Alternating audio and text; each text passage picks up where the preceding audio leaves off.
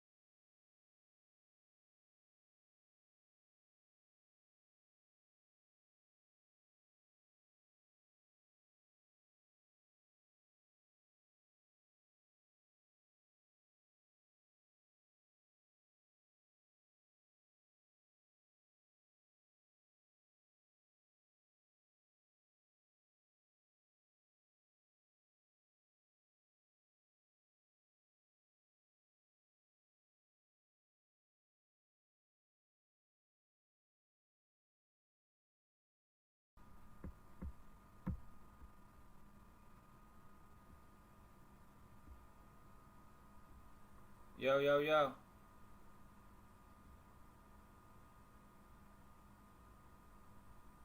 Yo, yo, yo. Alright, we good now.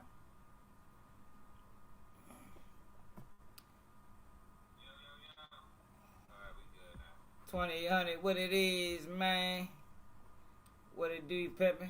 Turn this shit down.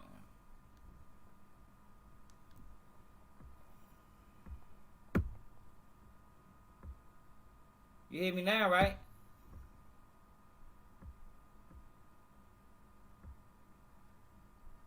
Yeah, you can hear me now because I can hear me. I'm watching on my phone. Yo, so we got, yo, before we get into all this other stuff we talking about, Vlad TV, apology, Wack 100, still, got pressed over the Big U situation. We got Taseki, just put some wild ass claims on our sister.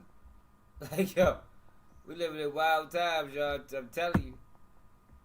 We living in wild times, man. For real. But before we get into that, we gotta get into this Shannon Sharpe situation. Cause this Shannon Sharpe stuff is getting out of control. Boosie, of course, Boosie's speaking on it.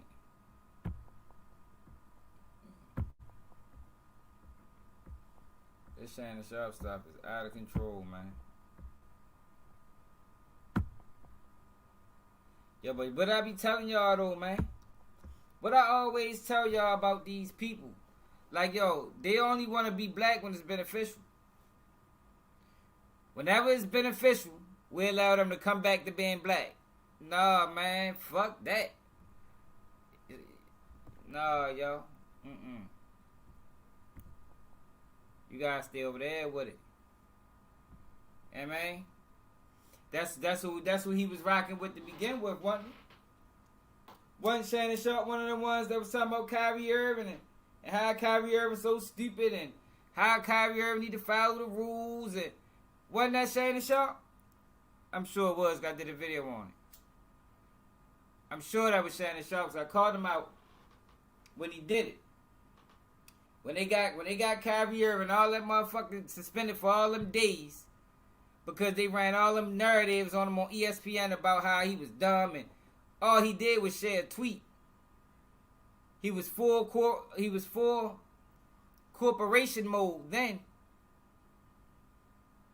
He was full corporation mode. Now they coming down on him. Now he black again. Now it's an attacking black man. Like I told y'all, that's why I don't fuck with these niggas, y'all. This is why, y'all.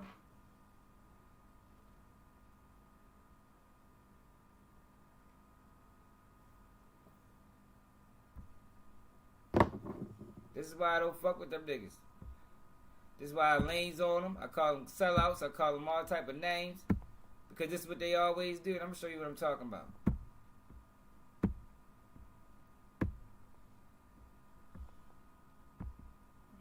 Hold up. Look at this. Look at this wild ass post. Yo, what the fuck is this? World Star posted this, y'all.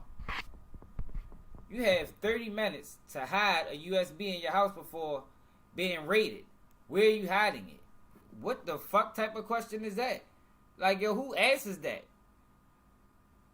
The feds probably looking at every fucking comment, saying who under investigation, saying who sells drugs. Oh, alright, so he gonna hide it there. Like, yo, these niggas is crazy. It's a wild ass post. You know the guy that owned it, the black guy, he don't even own it no more. Alright, let's get to this Shannon Sharpe shit. Matter of fact, before we get to Shannon Sharpe, y'all remember Monique said this to Shannon Sharpe? Y'all remember Monique said this to him? Tried to warn him. 36-year-old girl. You don't need no 36-year-old girl. This is your auntie talking to you. Take your old ass and get your old bitch out there that can love you old. You trying to hang out with these young bitches and you can't do it, Sandy. You just can't do it. You know, 26-year-old girl. You don't need no 30. To my family, friends, supporters, and colleagues, I want to speak to you directly and from the heart. This is a shakedown. I'm going to be open, transparent, and defend myself because this isn't right. This is all being orchestrated by Tony Busby, who has targeted Jay-Z. Tony Busby targets black men, and I... Look, he black again, y'all. Shannon Sharpe black again. Welcome back, Shannon. See, I don't fuck with these niggas. See, yo, that's why I be telling y'all. Yo, when a person show you who they is, when they choose corporation over community, yo, make them stay over there at corporation. This is a prime example of what I always be telling y'all. Make these niggas stay. I don't fuck with y'all. I don't watch y'all. I don't do like I don't call this nigga Unc. They ain't no motherfucking Unc of mine. Yo, once they choose corporation, make them stay there forever. There's no coming back to being black again. Your black card is revoked. You know what I mean? You corporation Shay Shay. I don't give a fuck about the order. I'm talking about what he's saying. This ain't edited. This is his words. He corporation. How he choose corporation? Let me show you. Let me show you how he chose corporation.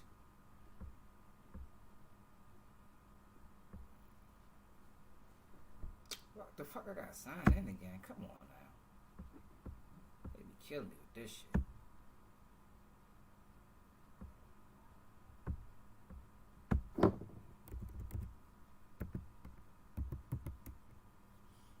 Show you how he chose corporation.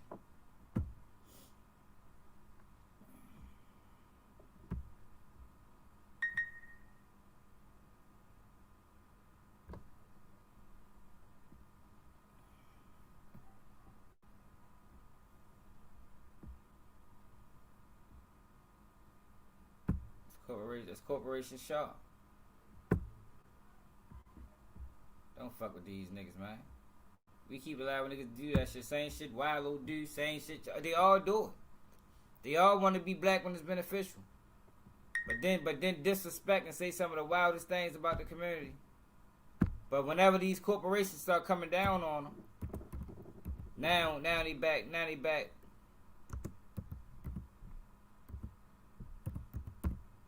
Yo, why the fuck my videos not popping up when I'm searching them?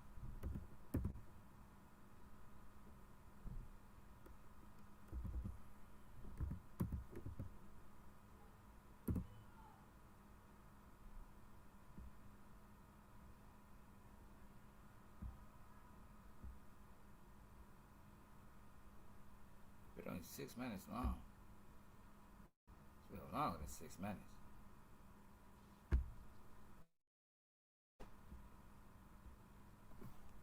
Hold on, make sure this is the video. goes on. We don't need no.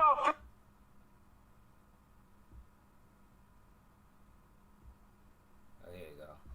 Let me show y'all the corporation niggas. So I did a video a while ago, right? Y'all know I've been on these. I don't play with these niggas at all, man. Let me show y'all something. Show y'all something. Stop sharing. Show y'all a video I did a while ago.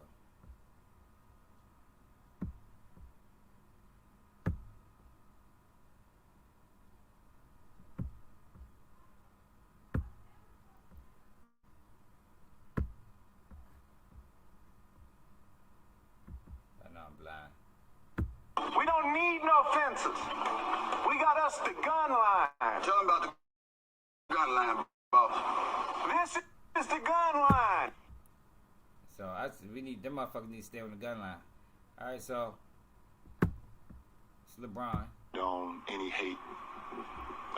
So this is when Kyrie Irving shared the tweet. All he did was share a tweet, and Kyrie Irving got motherfucking. They is playing my numbers. They is not showing my real numbers. They playing. Kyrie Irving got suspended damn near half the season. Y'all had to go through all this bullshit over a tweet that didn't provide no context. Just a tweet. To any kind, to any race, to Jewish communities, to black communities, to Asian communities. You guys know where I stand, and it's part of the reason why I didn't air the shop episode, why we kicked that, out of the archives. I think the NBA dropped the ball. In what way? I think he should have been suspended. I think Adam should have suspended him. Some people are conscious, some people are not. I can tell he's not conscious. He doesn't really care what's going on. I can't believe that we ain't talking about that. We're talking about this idiot. And a lot of times, even if he knows he's wrong or sorry, I don't fuck with none of these will niggas. just not give you Forever. the pleasure of hearing him say it. But several things that we can call Kyrie Irving and we can say about Kyrie Irving. Open-mindedness is not one of those things. The more people push back against him, the more dug in Y'all he forgot became that? just out of stubbornness. We got to answer for See, this is the thing about me, y'all. I don't forget shit. I'm like a motherfucking elephant. You heard me. Y'all forgot this. Y'all forgot they ran this play on Kyrie Irving for sharing the tweet. Because I fucking didn't. I went to bed last night thinking Kyrie Irving's career might be over. Damn. The condemnation of anti-Semitism and other forms of discrimination has to be immediately announced and pointed out so that everybody understands what's going on and who the culprits are. Now, I'm sure y'all already knew who they was. No, y'all. But I just want y'all to hit. He called the man stupid. It went way more than it went. Only person took out for him was Jason Williams. When I hear what Kyrie Irving has to go through He in the order only to be reinstated, he the only one that took up for him in the media, in the sports media. The only fucking person. See to Jason Williams, man. I'm appalled. Stephen A., your thoughts on this potential appeal? I 1,000% agree with Jaylen Brown. Yeah, he did say he was I stupid. stand I just with ain't him. put all that. He said And a whole I bunch. know that's saying a lot because we know how critical I can be and have been of Kyrie Irving. But this is excessive. It wasn't enough that he apologized. No. Now they're trying to rob. I believe they're trying to rob the man of his dignity. Look, they done did all that shit talking. Now they trying to rob man of his dignity. You participated in that shit, Shannon. Every single one of them motherfuckers that spoke negatively participated in it. First thing that we can call Kyrie Irving and we can say about Kyrie Irving. Open-mindedness is not one of those things. If he ain't open-minded, what is he? Closed-minded? What is a closed-minded person? Man, fuck them niggas forever. I don't know how y'all feel about it. Y'all keep letting these niggas play on y'all for money, for monetary gain. I say fuck them niggas. Kyrie ain't say nothing real. Fuck, he didn't say anything. He didn't say nothing. He shared the tweet. The fuck you talking about? He didn't say anything. He shared a fucking tweet. And these guys, all black men, came down on him. And then when the league came down on Kyrie Irving, then it was an issue. Then it was, damn, why they do that? Bitch, you helped them. What is you talking about? Y'all the ones pushed this shit. Y'all went on every fucking platform. Kareem Abdul-Jabbar on fucking CNN.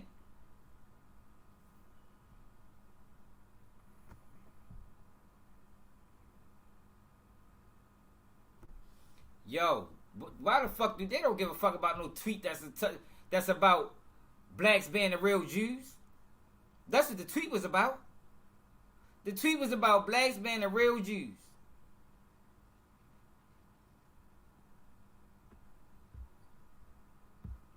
You think they felt that strongly about that? You think all these guys felt that strongly about that? The way so they had to shame the man in public, or was they told to? That's what I mean by they chose corporation. They was told to. So you can't choose corporation, and then next thing you know, you over here again. No, fuck no. Stay over there where you comfortable at, nigga. Stay over there with your guys, man. With your motherfucking people. Bitch, nigga. I don't know, y'all. Y'all keep letting these niggas play on y'all. I don't. Now he black again. Now listen to him. 36-year-old girl. This is your auntie talking to you. Take your old ass and get you an old bitch out there that can love you old.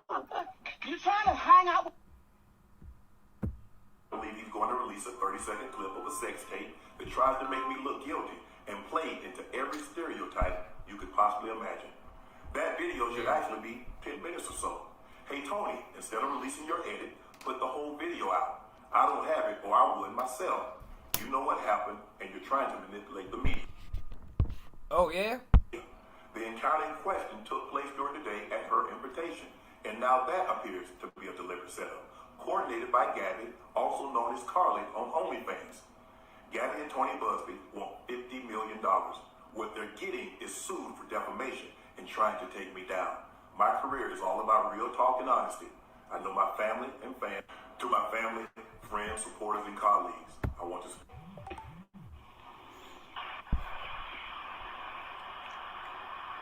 Yo, keep being dumb, bro. I don't know. Anything I say, you're just gonna like get mad at, and you're just gonna hang up on me. So I feel like I'm not gonna hang up on you. It is what it is. What does that even mean? Nothing yet. You want to be a dick to me now, so. I don't want to be. Don't manipulate me. Oh, Lord have mercy. If you say that one more time, I'm gonna fucking choke the shit out of you when I see you.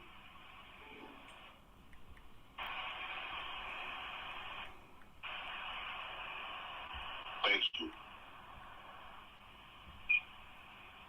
Okay.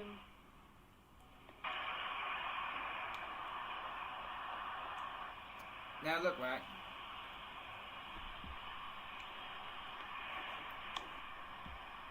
Well, I ain't gonna lie, that's a wild statement to say. Yeah, but that don't mean he was actually fucking choking her. That don't mean he actually would choke her when he see her. But I don't got no sympathy for this nigga for real. Like, Monique tried to warn you. I mean, Monique tried to warn him. He thought it was a game.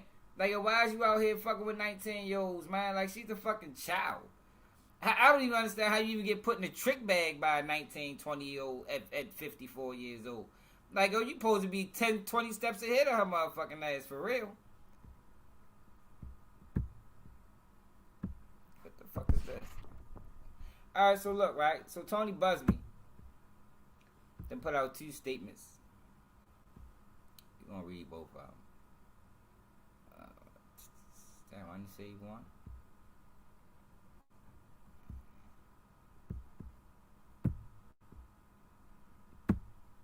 Tony Busby to put out 2 statements on this situation. The first statement is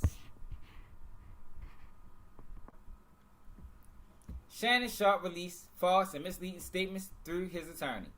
The statement from Sharpe's newest lawyer falsely accuses Miss Jane Doe of editing a video. a claim that is not only demonstrably false, but also desperate. The lawyer also suggests Ms. Doe refused to make the video available to Mr. Sharpe. Again, this assertion is easily proven untrue. In fact, Ms. Doe insisted he watch it. Here's what is true. And mind you, anything Tony Busby says got to be taken with a grain of salt. Although Jane Doe never referenced any video or multiple audios that she possesses in a lawsuit that she filed, now that Mr. Sharpe's lawyer has decided to broach that subject, so basically what's probably going on is he stopped kicking out that bread. He was tricking on this girl heavy. She 19 years old. She probably never seen that type of money doing OnlyFans, and he cut it off. That's what I'm getting from this shit. But do I sympathize with him? Man, fuck no. Fuck yo. For real. Cause he ain't like us. He ain't on the outside, man. That man chose.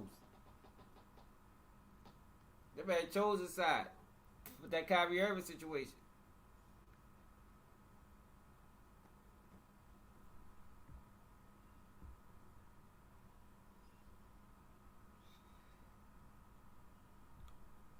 We will address it.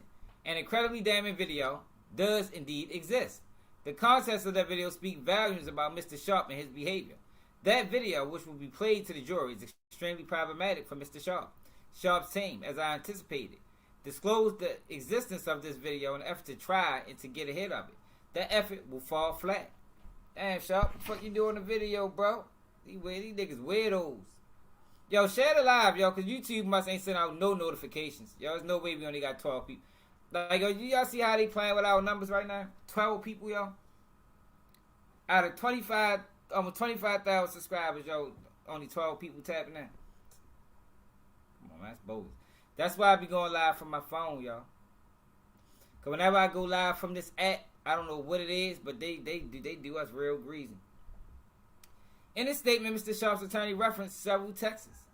Every text that Mr. Sharpe counsel released today, purportedly from Jane Doe, are dated prior to the alleged brutal assault set forth in Jane Doe's case.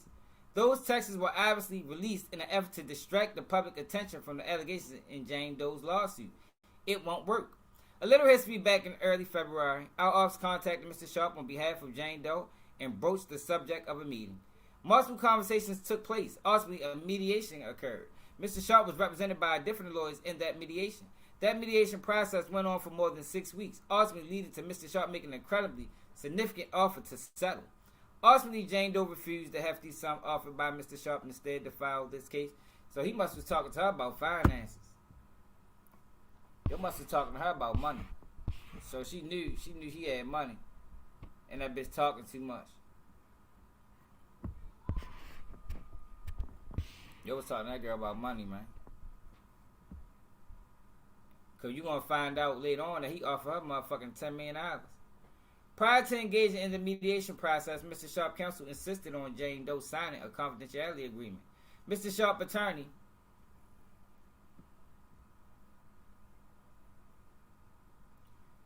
has now breached that agreement, while at the same time deliberately revealing Jane Doe's name, phone number, and private messages that again predate the alleged rape. That was a grievous error on Sharpe's part, because now all things discussed and revealed in the mediation process will at some point be revealed. As set forth in the filed lawsuit, Mr. Sharpe, so basically what I was telling you earlier, since they broke that agreement, now it's, everything is everything. Now we are breaking the agreement. That's why Shannon Sharpe said he gonna release this video. I wanna know what you did on the video, bro. Fuck you doing a little video, yo, that constitute rape or constitute assault. God damn, Shannon. I think it'd be the motherfucking PEDs or the motherfucking CTE or something. Like, these niggas crazy. Or they just freaks. Could just be freakies. Freaky ass niggas. Freaky ass niggas.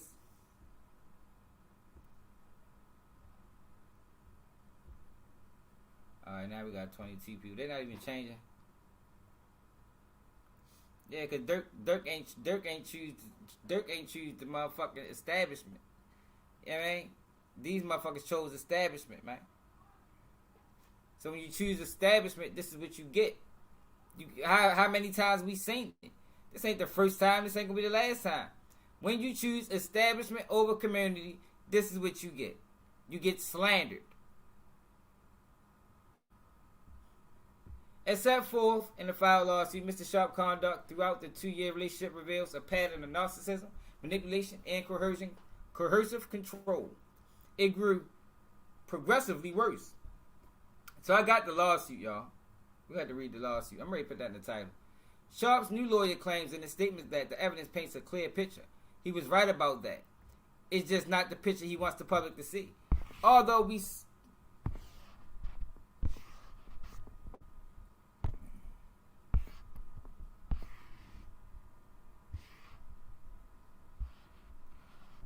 will save the video discussed by Sharpe's lawyer for the courtroom, I would suggest that Mr. Sharpe's new lawyer take a moment to listen to his client at a different time on audio and ask his client for the real story, the truth. In the attached audio, which was captured near the end of their relationship, Mr. Sharpe threatens to choke the shit out of Jane Doe. The contents of these clips are certainly not sexual. They are not playful. They are instead disturbing, aggressive, and dangerous. I don't know about that. I don't think he really was going to choke her, but I don't know. You know, these niggas get weird behind closed doors. He might be choking bitches. This audio paints a very clear picture of how Sharpe treated Jane Doe, leading her to escape from him by leaving Nevada and blocking all contact with him. This is not the first time Sharpe has faced allegations of mistreating a woman. He also was sued in New York for allegedly aggressive, inappropriate behavior, detailed extensively in that lawsuit. Instead of owning up to his actions, Mr. Sharpe has chosen to mislead his lawyers in public and double down, this time by doxing Jane Doe and attempting to humiliate and to silence this woman who is 30 years his junior. Mr. Sharpe's aggressive approach will instead have the opposite effect. Ms. Doe is not afraid of the truth. She relies upon it. I look forward to presenting the evidence in this case through the judicial process, where the truth matters more than a sports icon desperate public spin. I ain't gonna lie. Tony Busby think he got one. He feeling himself in this one. He think he got one finally. Out of all the bullshit he did. I still don't trust him. I still think he's a slime ball. I still think he's extortionist. Like, none of that changes. So y'all gonna go to the lawsuit before we read this other letter? Let's read the other letter first. Then we're gonna go to the lawsuit.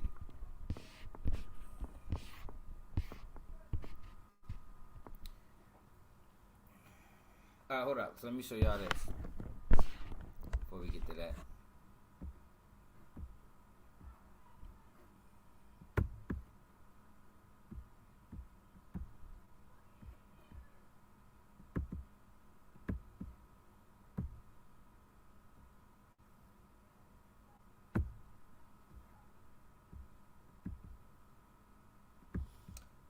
So Shannon Sharpe's attorney says Sharpe made an offer to his accuser of at least $10 million to close out the case before it went public. They offered the girl $10 million, man. That's what made me think he was talking to her about finances. Cause why he offered you $10 million, you ain't take that? You must told that girl he got $150 million in the bank. She probably like 10. Shit, that ain't shit. I need at least 30% of that. But my thing is, right, let me put this in the title real quick. My thing is, right,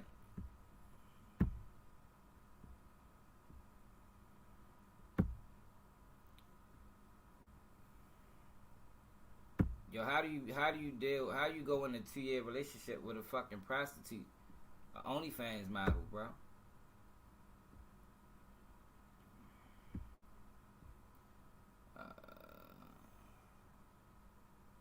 Let's take the sucky out of it. With Shannon Sharpe.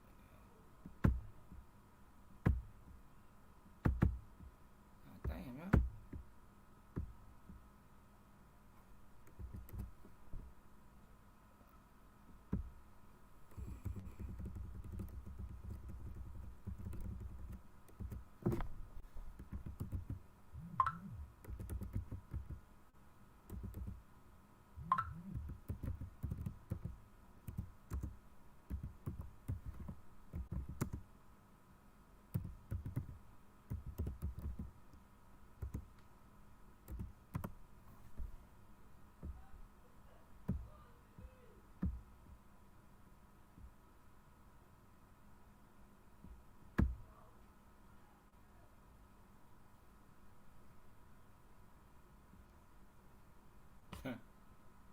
That's what he do, bro. He's a fucking piece of shit. Lies on people.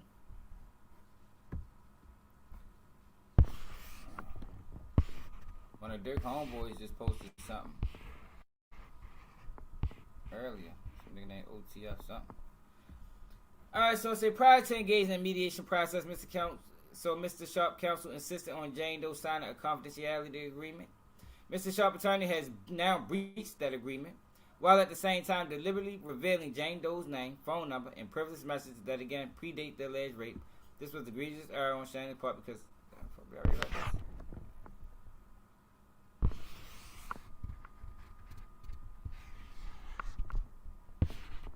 Oh, I guess we already read that. Why the fuck he shared this shit twice? Alright, so let's go to the lawsuit, man. Let's go to the lawsuit.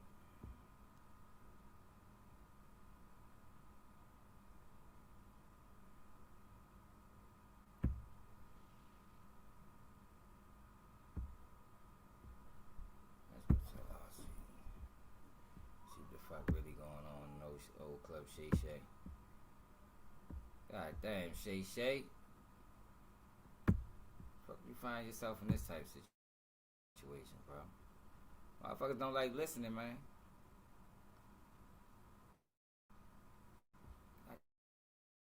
Damn, these niggas always taking my motherfucking money, man.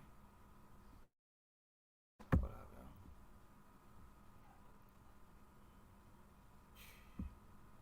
yo? Tired of that auto pay shit. They just take your money at will. I don't give a fuck.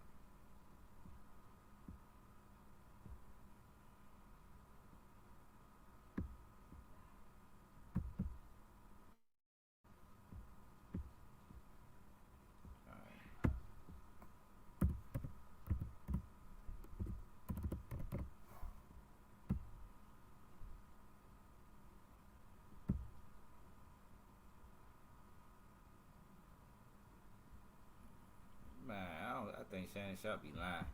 I think all that shit was about image. All that Hennessy, Black and Mild shit. I think that shit was image, bro. I don't trust none of these niggas, man. I think he was pushing the narrative to try to gain the community support. To be honest, I don't think he do none of that shit.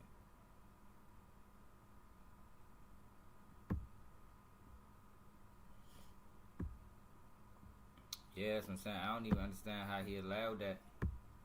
How he allowed that to go on for 2 years, bro. Like, you was tricking on this girl for 2 years, my nigga. That's a lot of tricking, bro.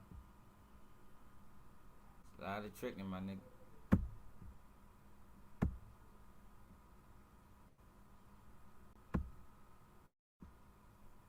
2 years of tricking.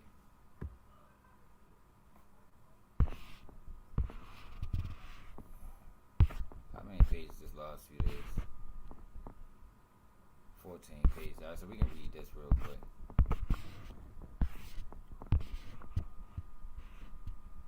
So it's an introduction. A woman can say yes to consensual relations with a man 99 times. But when she says no even once, that no means no. Defendant Shannon Sharpe, a man who is accustomed to getting what he wants, completely fails to understand this basic concept. After many months of manipulating and controlling, plaintiff, a woman more than 30 years younger than he, and repeatedly threatening to brutally choke and violently slap her, Sharpe refused to accept the answer no, an odd plaintiff, despite her sobbing and repeated screams of no. Damn, that's vicious. What the fuck, that shit ain't got, that shit ain't work? Y'all can't see the screen? Hold on, man.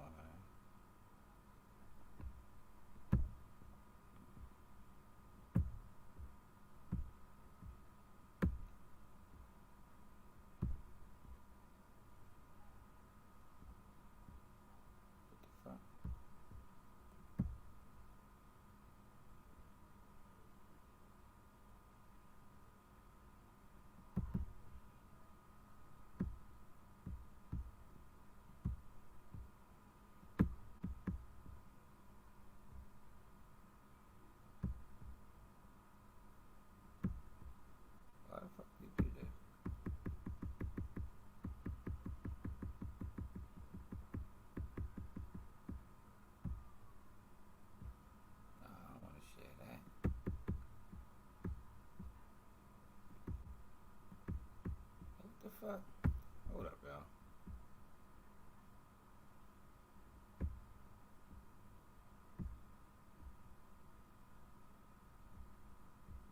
Hold on. Stop sharing.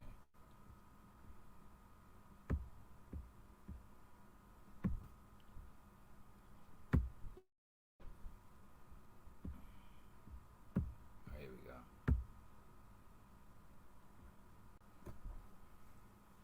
Alright.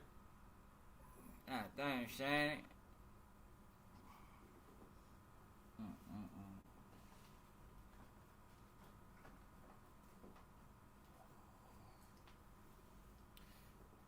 What y'all think, y'all? What y'all think about Club Shake Shake? You hit that like button. We is back. Don't do it, you dream.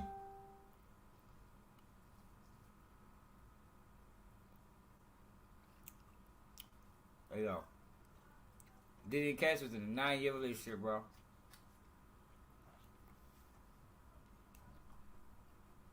Shannon Sharpe was fucking with a hoe. That is not the same, real.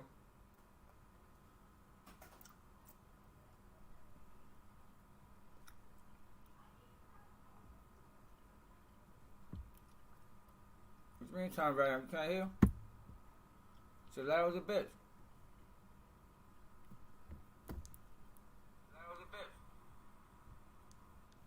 I don't know what's wrong with your phone, bro.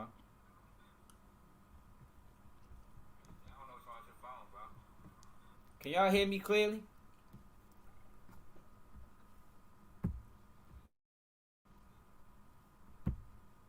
What's something wrong with Devon's phone?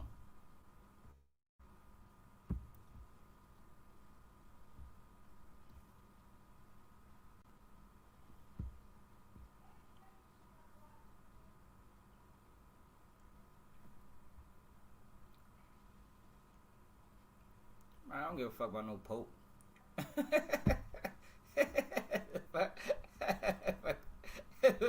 What you care about the Pope, Prada? What you care about the Pope for, bro? Pope ain't never did shit for me. He never did shit for black community. Pope died as a sign of what? Everybody dies? What's the sign of, bro?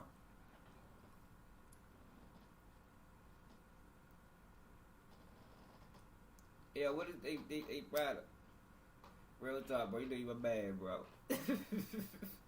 Nah, I fuck with you, bro, but the Pope died as a sign of what? Oh shit. That's what's wrong. Yo. Oh my god, shit froze.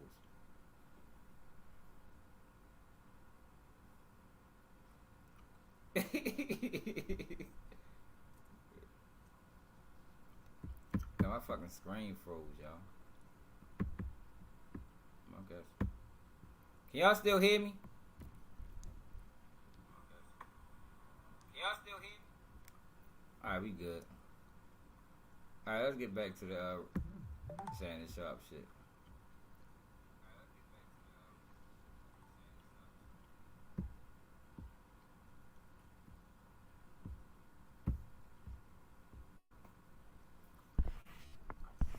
Defending Shannon Sharpe is 56-year-old former NFL superstar. He claims to be one of the most successful sports media personalities in the country. Plaintiff is a young woman in her early 20s. In 2023, Plaintiff was working at a gym in Los Angeles, California when Sharpe approached her for the first time. Previously, Doe had noticed Sharpe watching her during her workouts. That'd make him a creep. At this time, Doe was just 19 years old. At the time, she did not know who he was, only that he was an older man, ogling her at the gym. Doe could tell Sharpe was much older than her. She found him physically intimidating. Eventually, he introduced himself at his determined instance. She gave him her number. Over the next couple weeks, Sharpe insistently pursued Plaintiff. He constantly approached her at the gym and attempted to contact her frequently with phone calls and text messages asking to meet up. unwilling to take no for an answer. Come on, yo, they be tripping. Oh, so she couldn't say no. He was so overbearing that she couldn't say no. Come on, Tony. Come on, Tony. Eventually, plaintiff gave in and agreed to meet with Mr. Sharpe outside of the gym. However, before doing so, Sharpe demanded that Doe sign a non-disclosure agreement, or NDA, something plaintiff found a bit concerning. She wondered why Mr. Sharpe would so insist on her signing an NDA. She refused. Despite his repeated efforts to get her to sign, she refused time and time again. Eventually, he dropped the issue and invited her to his house. What followed was the beginning of a rocky consensual relationship that lasted nearly 2 years. The relationship was very unequal. Sharpe is more than 30 years older, is considerably wealthier, and physically much larger, and exponentially stronger. Sharpe is famous and has power. Plaintiff and Sharpe saw each other on his terms and on his schedule, as often as 4 times a week. Over time, plaintiff began to see Sharpe's true nature. She found him to be dishonest about his whereabouts. He would lie about seeing other women, while insisting to her that she and he were exclusive. He often manipulated her, at times being sweet and loving to get what he wanted, and at times being angry and aggressive to achieve his goals. She discovered over time that Sharpe was extremely emotional and possessed an uncontrollable temper. He displayed the characteristics of a true narcissist. He wielded his power, his influence, and his celebrity to control plaintiff to get exactly what he wanted. What is it that he wanted? Sex? What else could she give to him?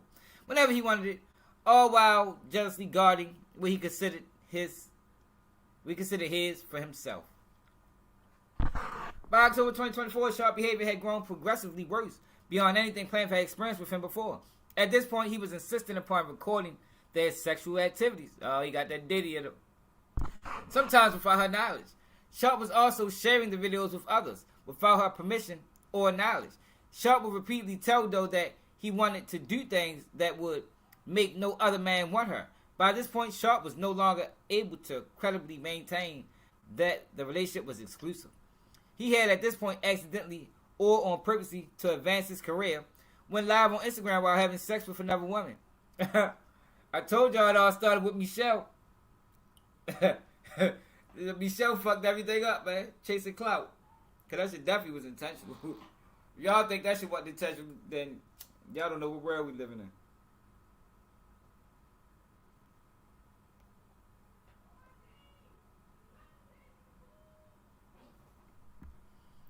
Sharpe flew into fits of anger when plaintiff noted his infidelity to their relationship or called him out about his extraneous activities.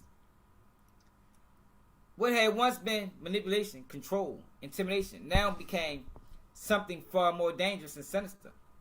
Sharpe even figured out how to get into Doe's apartment complex without her permission. Sharpe made it clear that what Doe wanted was of no moment. The fuck that mean? Sharpe made it clear that what Doe wanted was of no moment. I guess whatever she wanted didn't even matter. That Sharpe would get what he wanted, when he wanted it. In October 2024, Sharpe violently sexually assaulted and anally hard plaintiff 2 different times in Las Vegas. Twice?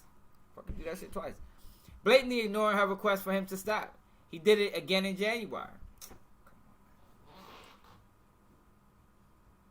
Come on, Busby. Come on now. This sound like another Diddy situation.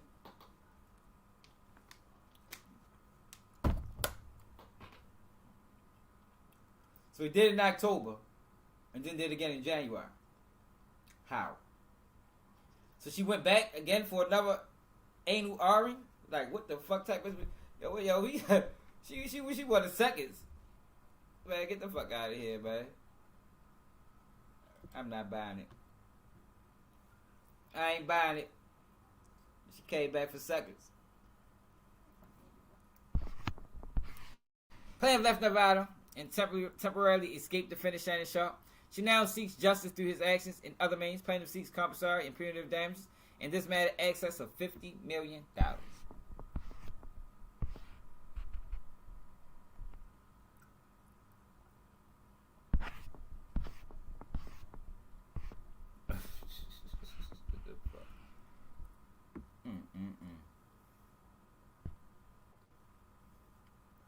Sharpe's legacy extends beyond the field and media.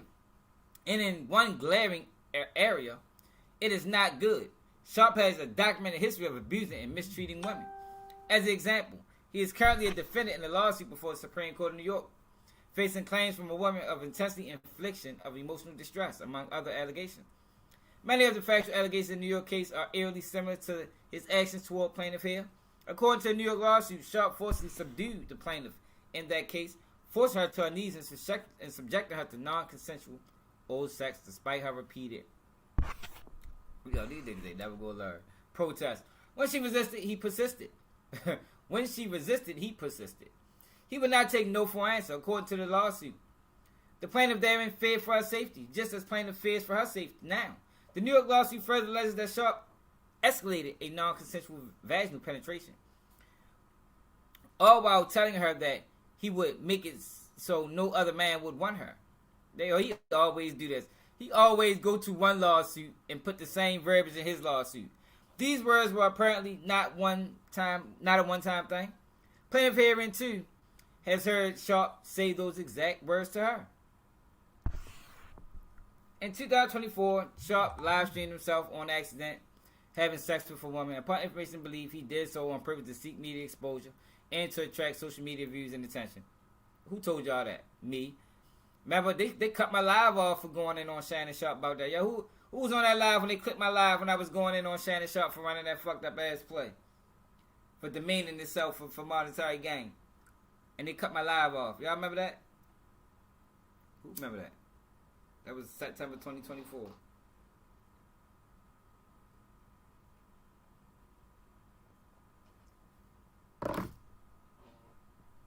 We had like 3 other people at that bitch. They cut my shit straight off. This before they started playing with me completely.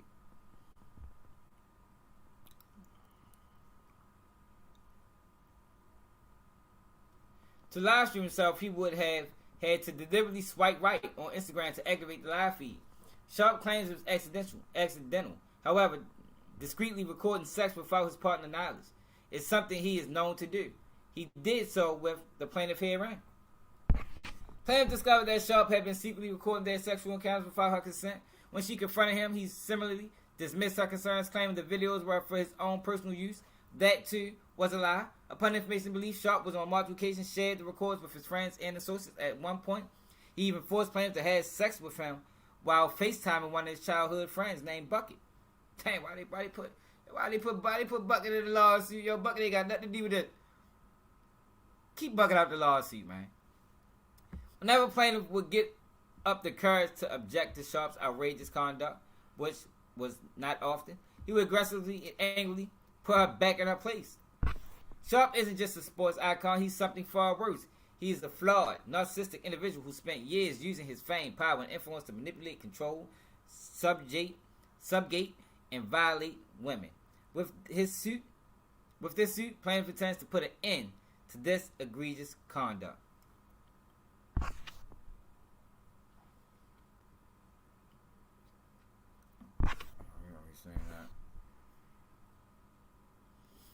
One day, as plaintiff fans a set turned around, she found Sharpe standing inches behind her. See, niggas creeps, yo. This nigga crazy. Yo, what the fuck?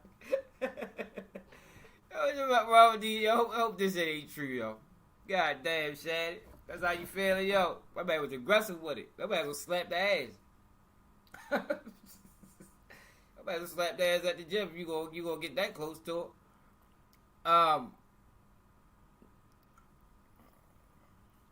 Sharpe told her he had noticed her at the gym and wondered why she had not introduced herself. This was the first time they spoke. Plaintiff at the time, who just turned 20 years old, was caught off guard and was face to face with a 54-year-old man she had never met. Plaintiff did not know at that time who Shannon Sharpe was. She did not know what to say or how to feel about his advances. During their first conversation, Sharpe proposed a challenge, a competition to see who could lean out faster. The prize, if plaintiff won, he would buy her fake tits. Plaintiff was stunned. The application that she needed or wanted such a thing was wildly inappropriate. Hold on.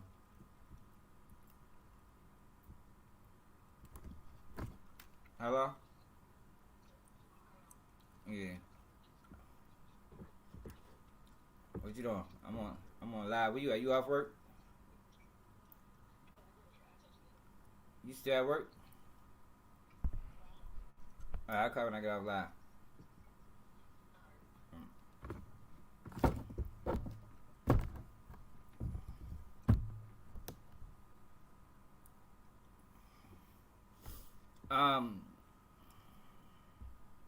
Hearing it from a stranger more than 30 years her senior made it even more disturbing.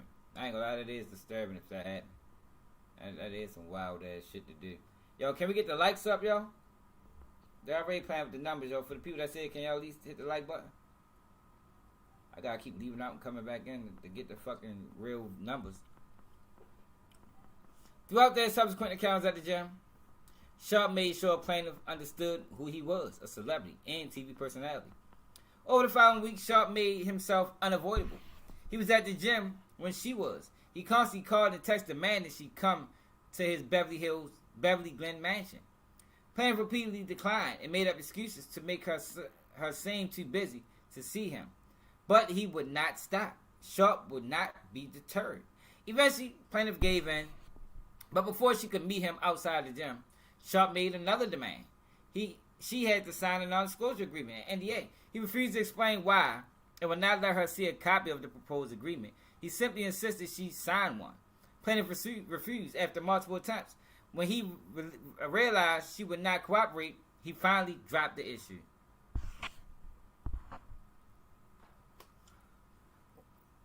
The violent, aggressive, and controlling nature of Mr. Sharpe. God damn it.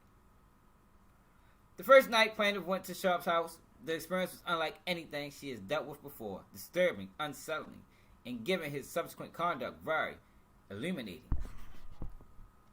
When plaintiff arrived at his house, Sharpe opened the door to his Beverly Glen mansion without a word, no greeting, no acknowledgement, no small talk. Without so much as looking at plaintiff, he simply turned away from her after opening the door and walked upstairs. Plaintiff hesitated but followed, as she did not know what else to do or where else to go. When they reached the bedroom, Sharpe pointed to the bed before disappearing into the bathroom and shutting the door behind him. He still had not said a word. Plaintiff sat on the bed, waiting, unsure what to expect or if she would leave. Roughly 5 minutes later, he finally emerged, but still he said nothing. Instead, he turned off all the lights and laid down on the bed. Plaintiff, uncomfortable, unsure what to do, laid down as well. For roughly 10 minutes, there was nothing but silence. Then, without warning, Sharpe placed his hands on plaintiff's neck from behind. Let me read that. And said his first words of the night. I knew from the first time I saw you, I was going to F you. Doe and Sharpe then engaged in oral. As they did so, Doe at some point realized Sharpe was using his phone. He was apparently recording her. Plaintiff could see that he was trying to be discreet, but it was obvious of what he was doing. She said nothing, scared to confront him for what he might do or say. When it ended, he rolled over and went to sleep. At some point later during that night, Sharpe woke up, grabbed plaintiff by her calm, and started having sex. The next morning, Sharpe woke up roughly 4 a.m. to shoot a media segment for sports television. He woke plaintiff up as well and told her she needed to leave, but he informed her that she had to be back by 9 p.m. exactly. The following night, plaintiff arrived at Sharpe's house approximately 9:05 p.m., just 5 minutes past the time he had demanded. The moment he opened the door, plaintiff experienced his rage for the first time. Sharpe immediately launched into a verbal assault. He screamed at plaintiff, berating her for what felt like hours. He accused her of disrespecting him, wasting his time, and warned that if she wanted to be with the Shannon Sharpe, she would have to learn obedience. But was terrified and feared for her physical safety. She, still enraged, Sharpe turned off the lights, grabbed her neck, and just like the night before, began having sexual intercourse with her. This cycle of control, fear, and submission became routine, yelling at her, controlling her, forcibly grabbing her by her neck when he got upset, saying he was going to kill her, and asserting dominance became the norm. Damn, Shannon. Over the next year and a half, plaintiff saw Sharpe at his house as often as 4 times a week. Sharpe continued to treat her like an object. He continued to control her, not just physically, but emotionally and psychologically. He demanded control over her time and body, expecting her to be at his house on schedule, at his command, whenever he called. The verbal abuse never stopped. He would berate and degrade plaintiff, just as he had from the beginning. One time specifically, he was yelling at her while there was a firearm visible in the room. Terrified for her safety, plaintiff tried sharing her location with friends from her iPhone, just in case, but Sharpe saw her doing this. The moment he realized she was doing this, he grabbed her by her neck and told her, if you ever do it again, I will effing kill you. Damn, Sharpe. Fuck wrong with you? Dang, Sharpe. That's serious? Shit. I ain't gonna lie, y'all. I see, if this shit true, I see why he offered that $10 million. I think $50 million is excessive. But the only reason she asked for $50 million because he was in that bitch talking money. He probably told her, I'm telling you, he probably told her he had 200 mil put up. She looking at that 10 like, man, no, I need more than that, Shannon. Mr. Sharpe. That's why she probably got to call him Mr. Sharpe. Hey, Mr. Sharpe, I need more than that. I need 50. That's a lot of fucking money.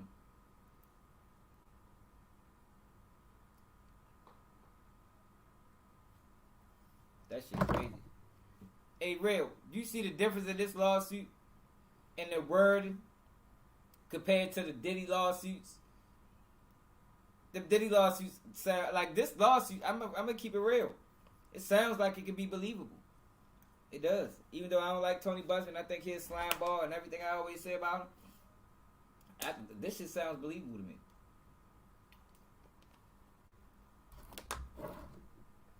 That's why he offered to ask some money.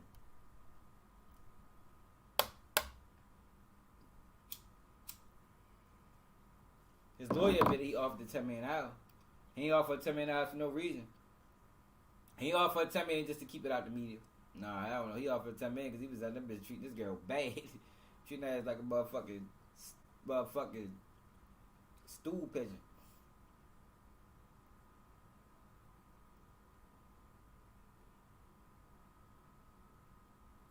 He would treat this girl like a stool pigeon because he was so younger than him.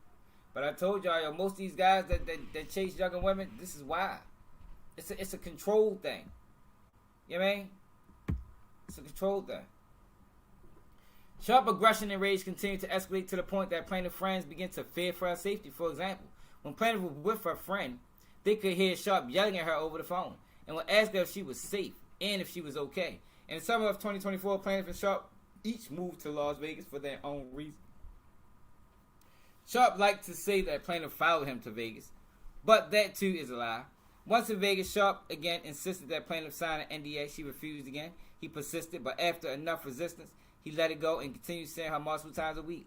His behavior did not change. He remained erratic, controlling, and verbally abusive, all while telling plaintiff that he was committed to a sexual exclusive relationship with her.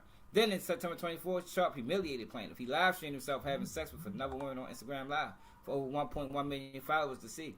He later made jest of the incident on his podcast, Club Shay Shay, and show Nightcat, but for plaintiff, it was anything but funny. He had repeatedly assured her they were in an exclusive relationship, albeit unhealthy and abusive.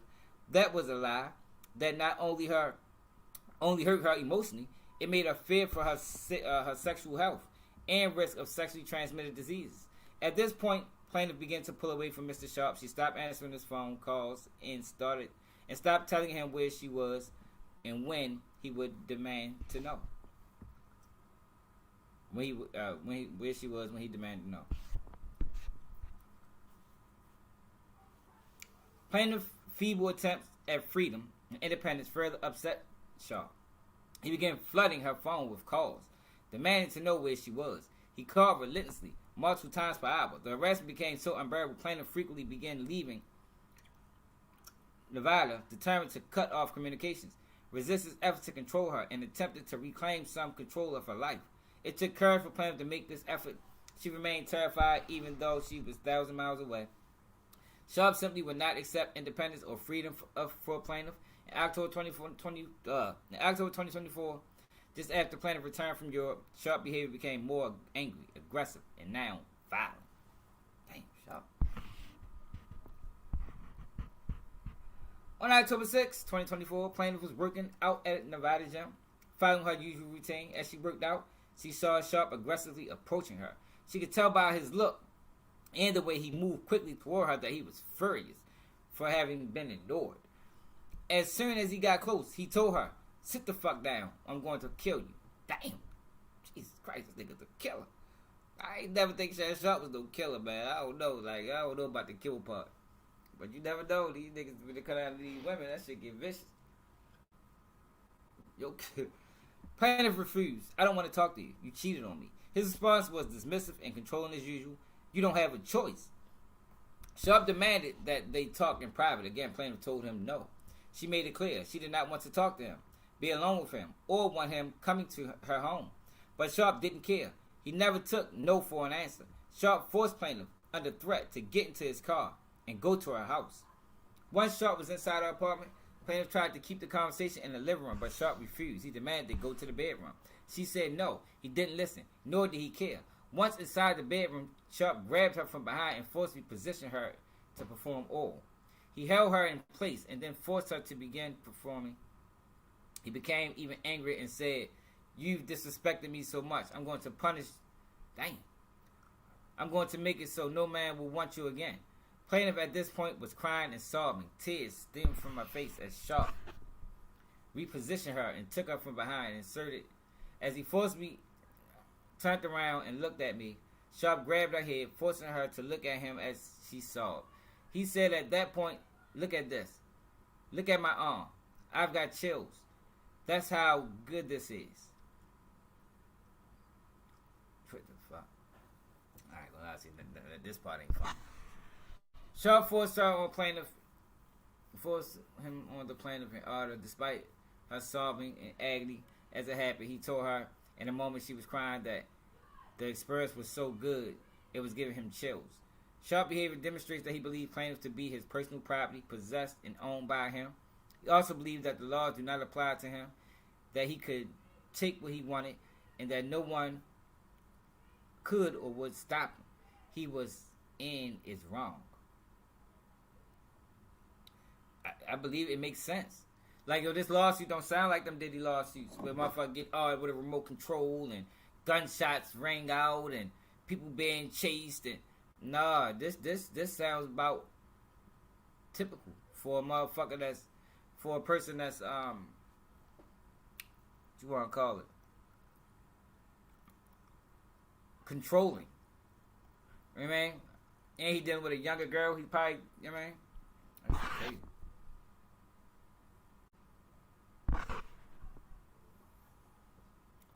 On January 2nd, 2025, Sharpe told plaintiff he wanted to see her.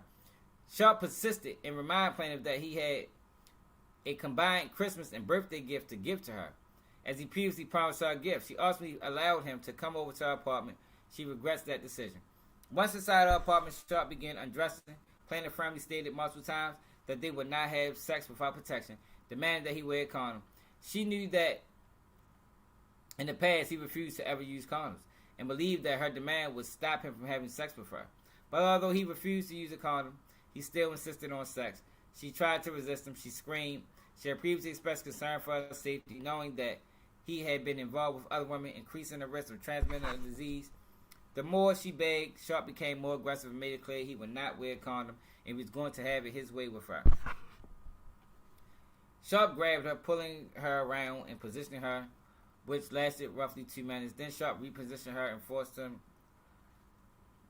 Plaintiff never stopped demanding and begging that he stop or put a condom on. Sharpe ignored. Plaintiff screamed and sobbed. Her cries for help did nothing to stop Sharpe. The assault lasted roughly 10 minutes, ending when plaintiff cried and begged repeatedly for him to stop. Plaintiff left Nevada after the assault. Plaintiff bring these causes of action in honorable court to recover damages outlined below. It is imperative that Shannon Sharpe and those like him are held accountable for their actions to prevent them from engaging in further sexual assault and sodomy, harming future victims.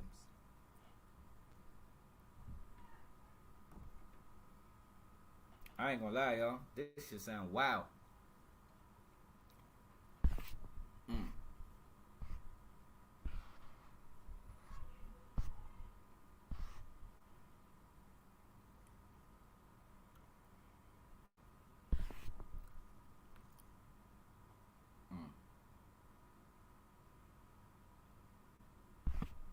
Damn, shorty. So she want 10 million in general damages. Special damages, she want 10 million. Punitive damages, she want 20 million. Statutory penalties, she want 10 million.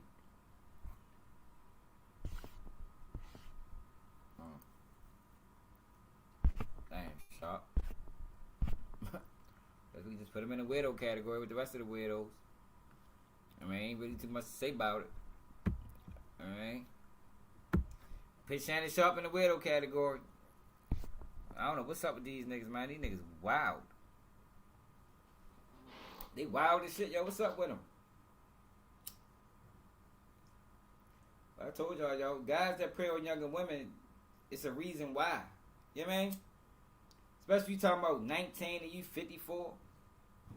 Yo, because most older women, if everything is true, most older women ain't going for none of that. If he was dealing with a woman his age, she wouldn't be going for that. But since you can find a young one that don't know no better, you can kind of control and manipulate. And that's what a lot of them niggas do. Yeah, if he offered her $10 million, that's a lot of money to be offering. You know what I mean? $10 million is a lot of money just to be offering. If it ain't no motherfucking, if it ain't no facts behind it. Nah, fuck no. He did some of that shit. He might ain't do all of it, but shit, he probably did some of it. But my issue is him trying to be black again. That's what I don't like. Now he black again.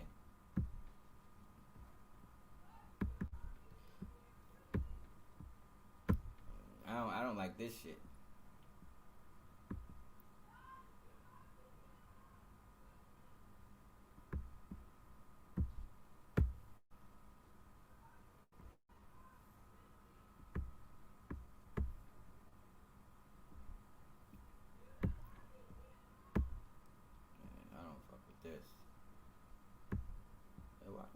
Doing it.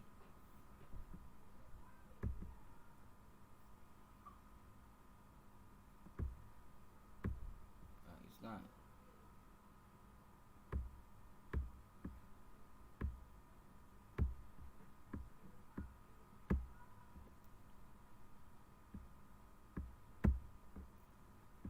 There we go.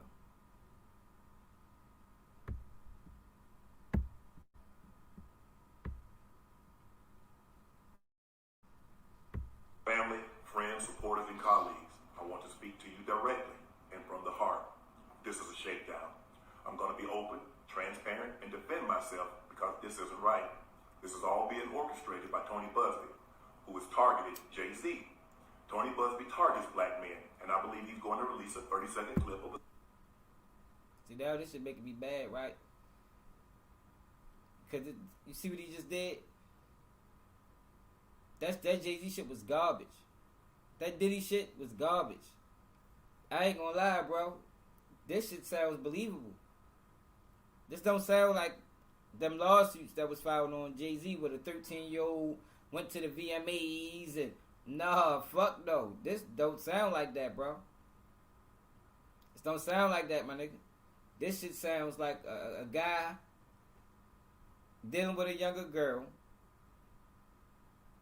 And a guy got money, and he's trying to control her. That's what that shit sounds like to me, yo. Typically, you know what I mean? That sounds like a typical situation when you're dealing with those type of dynamics. Like that, nothing she said don't sound outside of the normal when you know how the dynamics of those type of relationships normally work.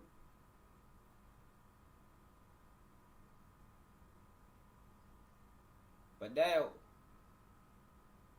he tried to play the race card. He tried to play the...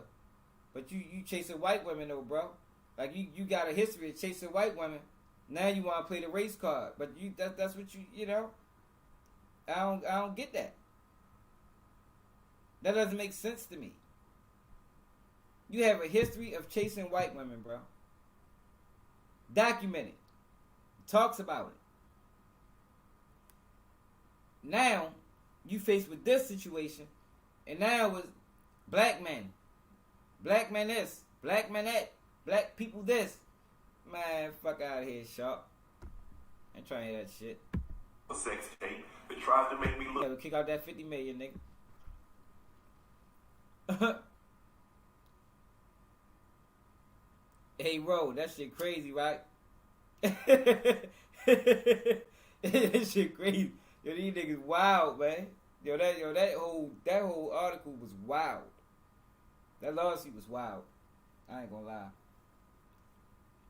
And like I said, nothing she said sounds outside of the realm or outside of the possibility of facts. It don't. That's just me being all the way real. It don't. And y'all know I've been super critical of Tony Busby from the very beginning. I don't trust nothing he say, but I ain't gonna lie. That don't sound his words. That's just like her words. You hear me? He just put that bitch in lawsuit form.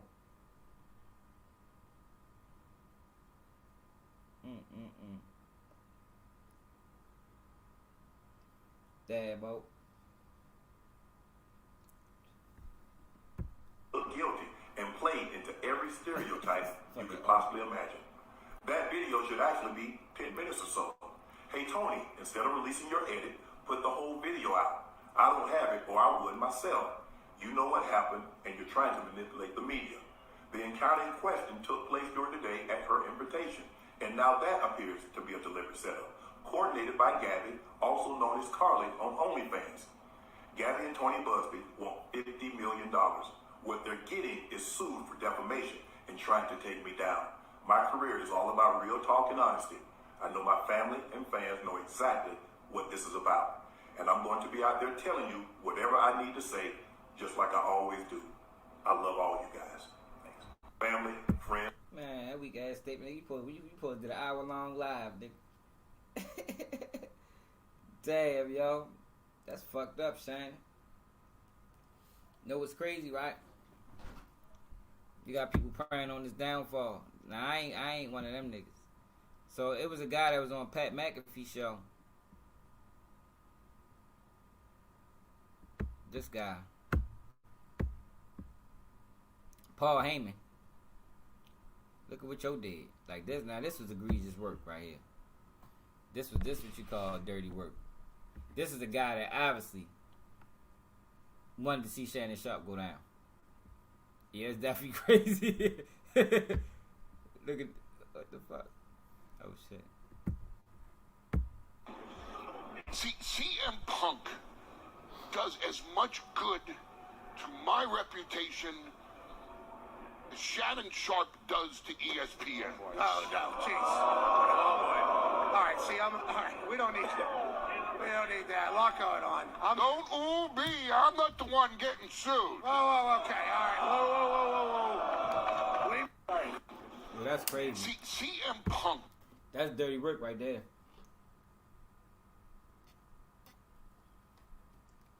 You ain't lying, V. Motherfuckers want to look young. They want to appeal to the younger women.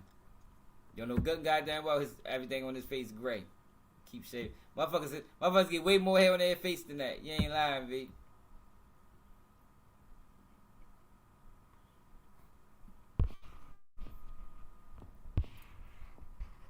So this the messages that she posted. I mean that Shannon Sharpe posted yesterday.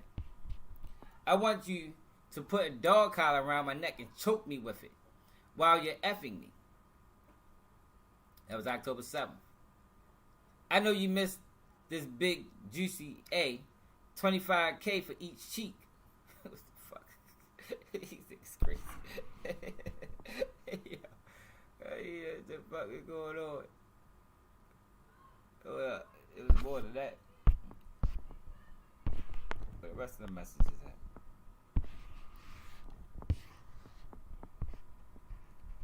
Only if you put that baby gravy in me, then I can do whatever I want to me. Then I can do whatever I want to me. What the fuck does that mean? I want to put my tongue in your, and then marry you. That's my daddy. Want you to put that big black baby in me. What the fuck? Yo, what the fuck? You better crave it, cause you're gonna be stuck with it for life after you put a big black baby in me. So she wanted a big black baby put in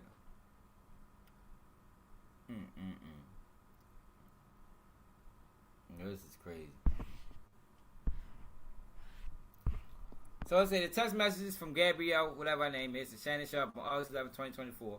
These messages are just a sampling of a broader pattern of graphic sexual communication initiated between the girl. The evidence paints a clear picture that this was consensual adult relationship that included role-playing, sexual language, and fantasy scenario explicitly requested by the girl.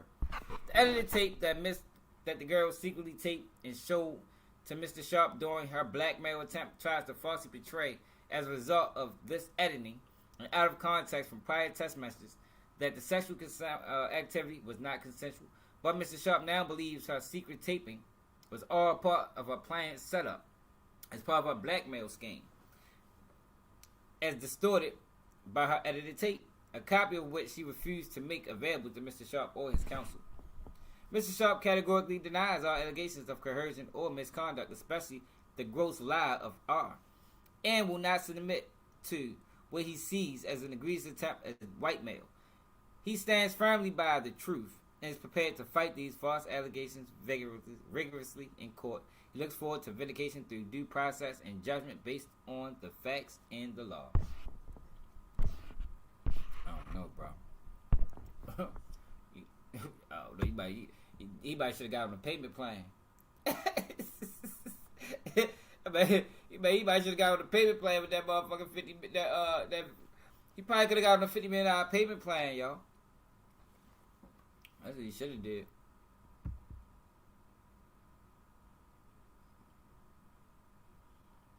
Alright, yo, but moving right along, man. Look, Quanah Rondo, y'all, in good spirits. In the fades. With the, I guess the Florida car or whatever car he in. The Crip car, or I don't know what he rapping nowadays. They look like some Florida niggas.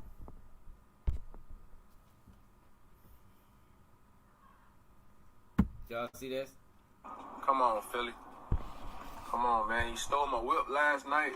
AJ Brown. Come on, man. I'll make a deal with you, bro. To whoever you are, which I'm gonna find out soon. I'll make a deal with you, bro. Just bring the whip back, bro. I won't press charges, bro. Just bring the whip back, bro. And you can go on about your day. But if I find you, come on, bro. It's gonna be what it's gonna be. And I'm gonna come in the interrogation room. I might see about you, my boy. Like, I'm on that. But just bring the whip back, bro. You smooth with it, though. You pulled up at 342. You got up out of there at 345. You fast on your feet. Real fast. I'm gonna show you how fast I am on my feet. Yeah. Real talk. Like, this finna get done today. Like, bro, so you might as well pull back up, bro. Drop that off, bro. We know where you at right now. Right now. Like, pull back up, bro. Come on, Philly. Y'all think he got his car back? Let's see if AJ Brown got his car back, man. Damn, that nigga took your car. That's fucked up. All he did for Philly, motherfucker, gonna take his car. Didn't he win the Super Bowl? He just won the Super Bowl this year, man. Gonna take that man's car, man. He need his car.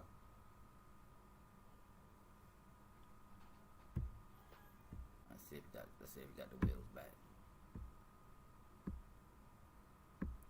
Okay, so he can get it back.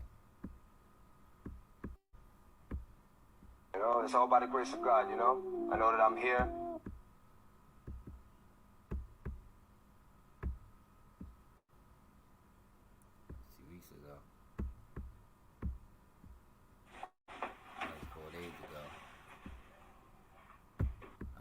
And get the wheels back, man. Get that man his car back, sure.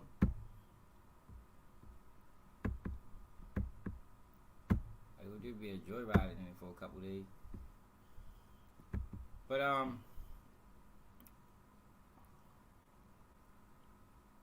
what I wanted to show y'all. Oh, Kanye West, man. Kanye West is wild as a motherfucker.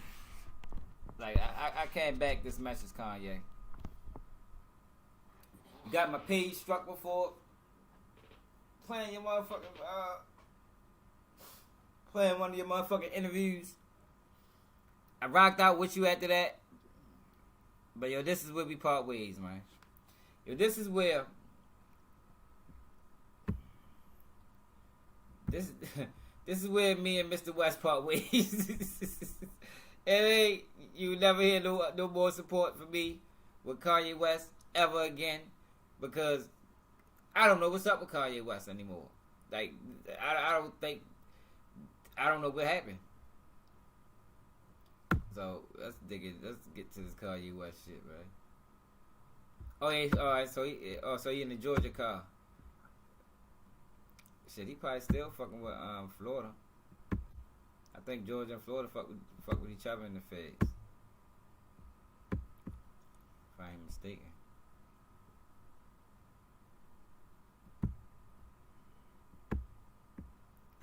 Kanye West essentially is saying White Lotus ain't got nothing on me. Yes, he is very openly in a new song describing a incestuous relationship that he says he had with a male cousin when they were teenagers. The song that he dropped today is called Cousins. Now, we're going to play a little bit of it for you. There's a whole explanation of how this relationship started, but this is what he's claiming. And again, we're used to hearing outrageous things from Kanye. In other words, translation, we don't know what's true and what isn't. Right, but here's what he's saying in the song. Hey,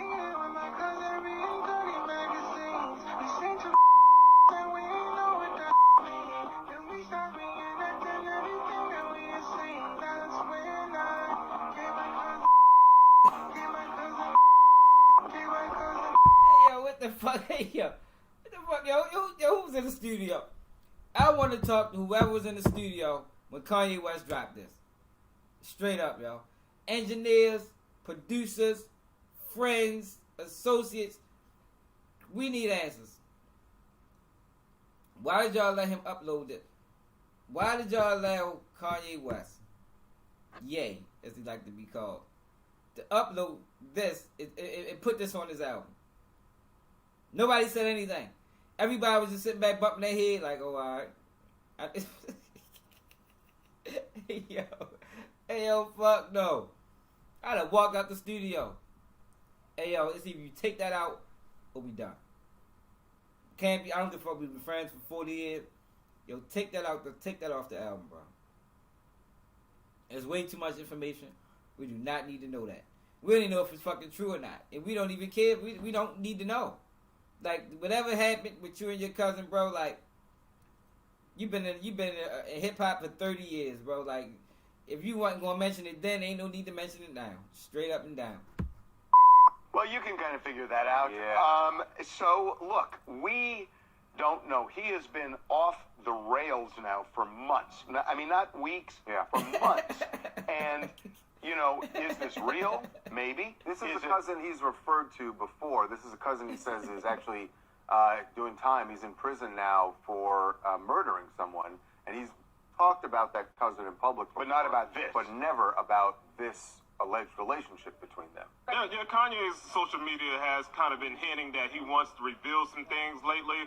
Yeah, we don't know if it's true or not, but the song, you know, really does go into detail about what happened. You know, he's been hinting that his mom may have been a lesbian, and they discovered some magazines that, you know, led them to experiment on each other, him and his cousin. We should explain because we had to censor some of it, but what he was saying was that the magazines that he found in his mom's room or somewhere in the house showed gay sex, and that he and his cousin decided they wanted to try some of it is, and I wonder what, I don't know where his cousin is incarcerated. Is it possible, look, we don't know, but is it possible that all of the talk about White Lotus, because made him feel like I want to say something that's gonna, whether it's true or not true, that I don't know what the fuck White tapped Lotus into is. it, because that's what he's done. I mean, with Trump, he tapped into it. With other things, with Kim, he tapped into it. And it's like, I don't know. It's so hard. Well, we don't know if it's true, but it does sound like he's going to deliver more messages in his music going along. This is just they probably would. They probably was that bitch celebrating. Yay, that's the one. Yay, that's the one. I'd be like, yo, fuck no, nigga, take it. Yo, see, my homeboys be mad at me, yo, because I ain't the type that's just gonna sit around and watch fuck shit. Like, I'm the person, right? Like how I am online. I'm gonna tell you what you need to hear. I don't give a fuck if you like it or not. My girl said I lack empathy. I don't think I lack empathy. I think I just tell people what they need to know. Whether you want to know it or not. Like, yo, this is what it is. Yo, yay. Take that off the track, yo. Take it off the track. You feel me? Like, it ain't really no discussion. It's either you take it off the track or yo, we not friends no more, bro. Like that. Like, I mean, hey, keep it over there, yo, but peace. Yeah, never see me again, because that shit is wild. First of the latest album that he plans You on got it back? Meanwhile, back at the ranch, it looks like he is now back with Bianca Censori. You know that... I don't care about all that. Yo, he ain't wild as shit. Now, of course, you know, Boosie spoke all this. Boosie been speaking out last couple of days on every goddamn thing. Hold on. Matter of fact, yeah, I'm gonna get the Boosie.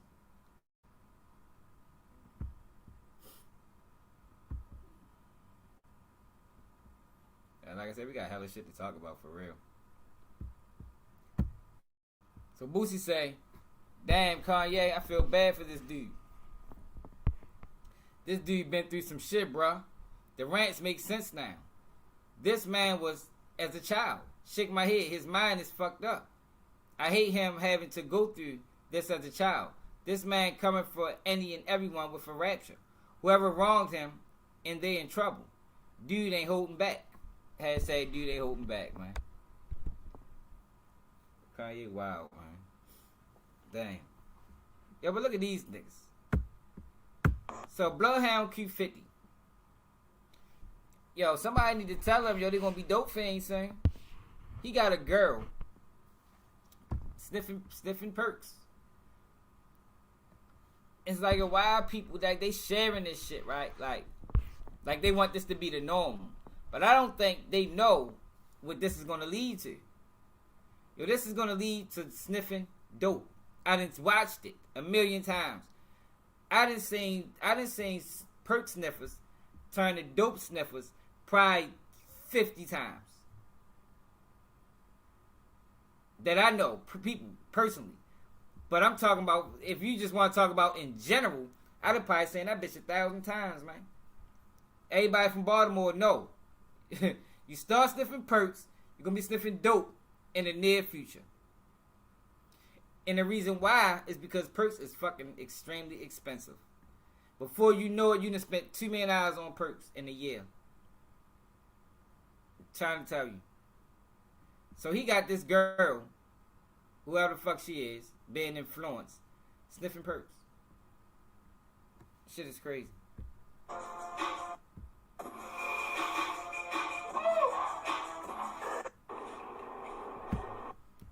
Shit is crazy, y'all.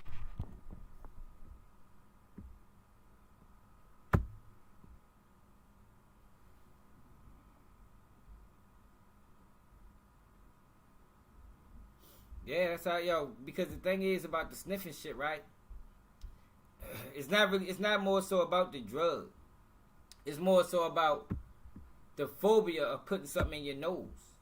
If you could put something in your nose, you'll put anything up that bitch. That's the reality of it. Yo, but I didn't know this though, y'all. So look, Black Wall Street. Imagine the amount of generational wealth that would have been created. They knew all of this. Did y'all know this? I don't even know if this street. Might need to look this up. Yo, Black Wall Street had 600 businesses, 21 churches, 21 restaurants, 30 grocery stores, 2 movie theaters, 6 private airplanes, plus a hospital, bank, post office, law offices, and even a bus system. In 1908. Destroyed it. It took them, 13 years to do this. We ain't had nothing like this since.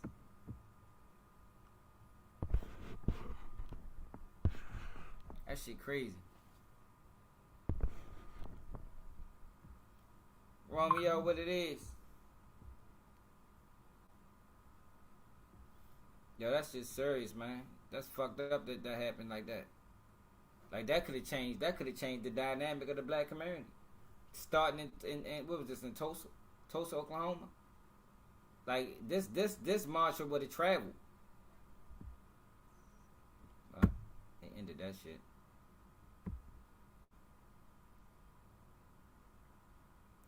Now,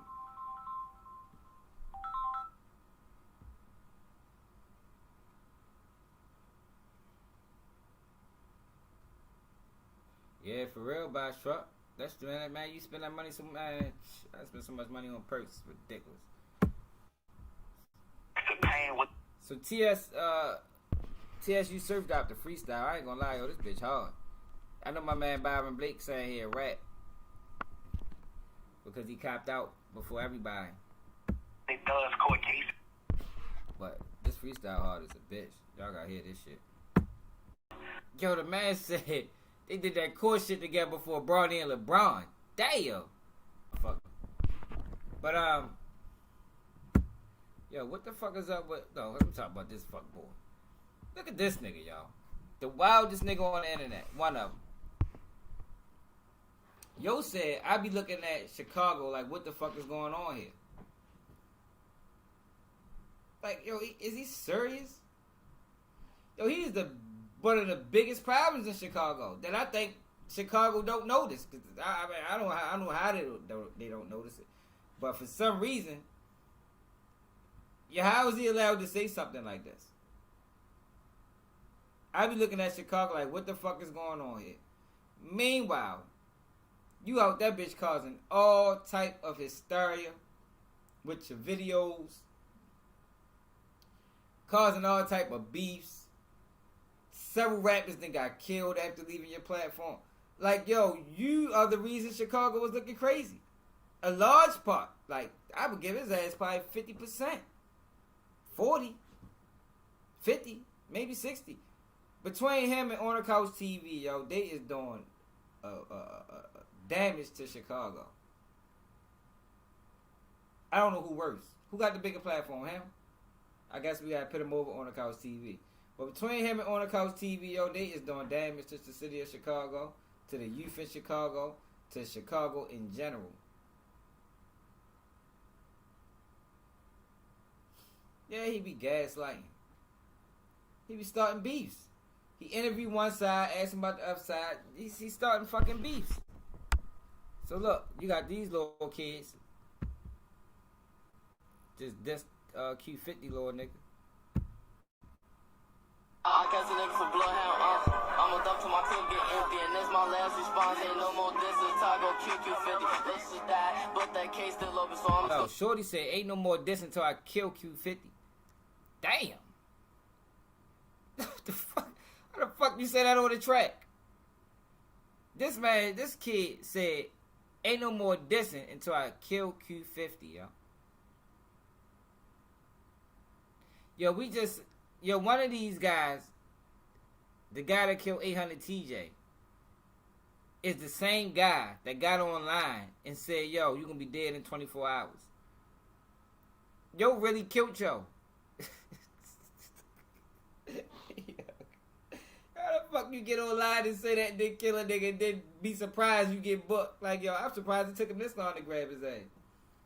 Like, yo, this shit is wild, yo. Speak on Wendy's. How many homies you lost in the past year? You don't know, nigga, way too many. A has one on the drill, then rookie shit, nigga. You tryna fool the city. Let y'all die. Now ain't nobody to slide, nigga. You should've died right with him. Love her high. He ain't really want the smoke, but no, you can't play in the middle. My brothers is died. Say they five got hit, prepare for a brand new funeral. I know a nigga said perks, but I want him first. I pray and he don't OD. All you niggas in danger, I'm done explaining, nigga. You about to go on T. I catch a nigga for bloodhound. Yo, these are kids, y'all. These are kids being manipulated by social media. Now, who shared this?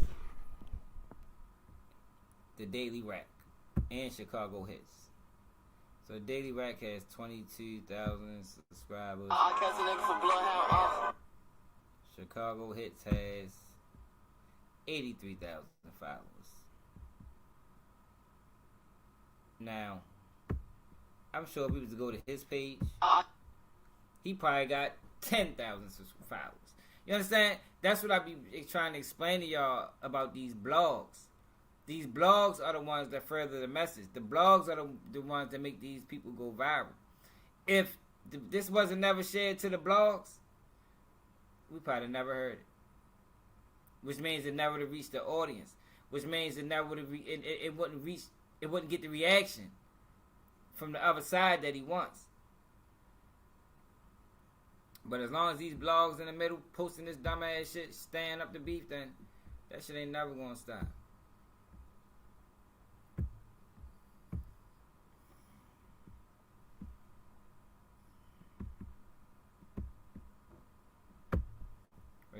600 Breezy still being a piece of shit ass father. Yeah, but yeah, at this point, yo, you gotta blame her. Like, you got like 17 different women coming out talking about he don't take care of their kids. Then you go have another baby by the nigga. Like, come on now, Jasmine.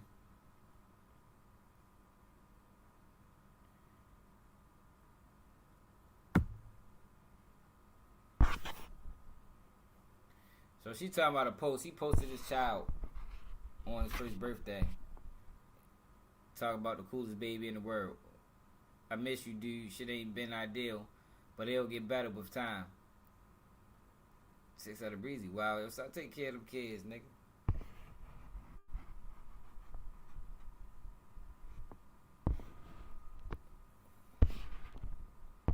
But she's a bird brain, so I don't understand what the fuck he expected from her. She's a bird brain. She want to get bird brain activity. So yo, did y'all see now let's go to Krishan Rock's sister, cause this gonna be quick. What the fuck? Did y'all see this? Krishan's sister. Not that. Not her trying to fight. What's it called?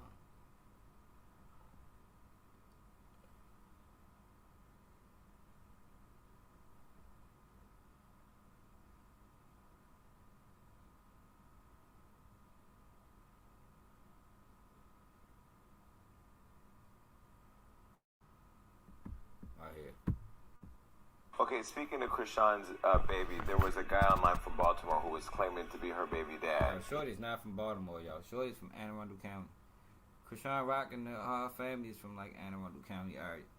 I think they lived in Baltimore at some point in time in life, but they be out Anne Arundel County. He ended up getting murdered, right? Yes. He really did get murdered? I mean, I saw that online. That was real? Yes, that was. And you knew? Did you know him? So yes, I fed that boy. How did he end up getting murdered? Was he in the streets, in the stuff, or was that just a random thing? I don't know. You don't know? I can't even speak on it. But yeah, I don't do that from shit what if I was to speak on it, it don't look too good for certain people that we know. So I'm not gonna speak on it. Like, well, I don't know. It's just all. There's a lot going on there. Yeah, it's a lot. I'm not the police, but I'll just leave it at that. Well, I'll say a little bit. He ran up on Krishan when she was out in public. He did, and then he had a paternity test coming up or something. And then it was all online. And then it was pow, pow, pow. No paternity test. I'm sorry. Rest in peace, his soul. That's sad. It's very sad, especially because I fed him. We had a little argument before. It's just like we were family. I'm gonna be honest. That little boy really loved her. Did he? Yo, now I don't know what the fuck she's trying to insinuate right here, but yo, she is fucking out of line for that shit. Like, yo, that is a wild ass family, yo. Like, I don't even know what to say about that. I know she did wrong for insinuating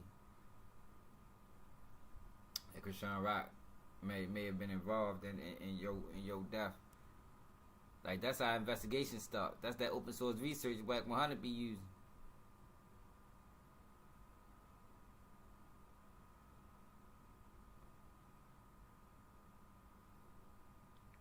Lucy gave back to the hood. This the guy I was telling you about, y'all. So this guy right here posted this little girl in his front door and said that he was gonna kill her. His response was, I want y'all to add me to roast me, but you only have one side of the story. She was acting as a decoy while others was around the house. And yeah, I saw that on my camera. And have a wife and 7-month-old at the house, which I will protect as you would. I was hot when I posted, in which is why I deleted it right away. I could have handled it a lot different. And I'm trying to find the parents to have a conversation with them. But yes, I could have handled it a lot different and wanted to apologize, but I was trying to protect the family, and it was the wrong way. Like, yo, these people always do that. Yo, they all try to play victim. Like, whenever they get caught down bad, get caught in a fucked up situation. Now it was seven kids around the corner. 7 people around the corner, bro. 7. Hey, man, get the fuck out of here, you lying ass nigga. You just got caught being racist, nigga.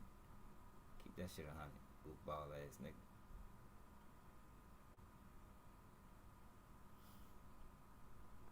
We got a lot talking about for real. So this is the post that he So this is what he said. You lucky we wasn't home to shoot your ass.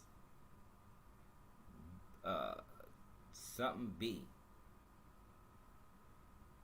Yo, this nigga, yo, a fucking child, yo. You serious, bro? Guess racism don't have no age. You know, these motherfuckers just hate all blacks. Black children, black adults. Like, that shit is crazy.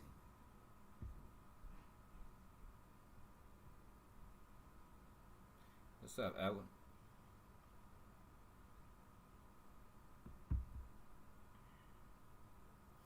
Alright, so Vlad TV, man. Motherfucking Vlad TV. Yo, we might not get the dirt paperwork, y'all, because dirt paperwork gonna take hours to read. We might gotta do that tonight. Oh, no, before we get to Vlad TV, get to this guy. So, one of Goyeo homeboys got shot the other day.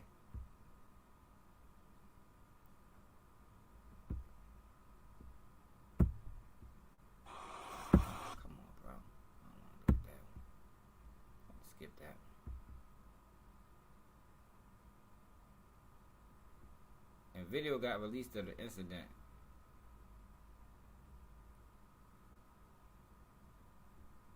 And that's all I got is that one.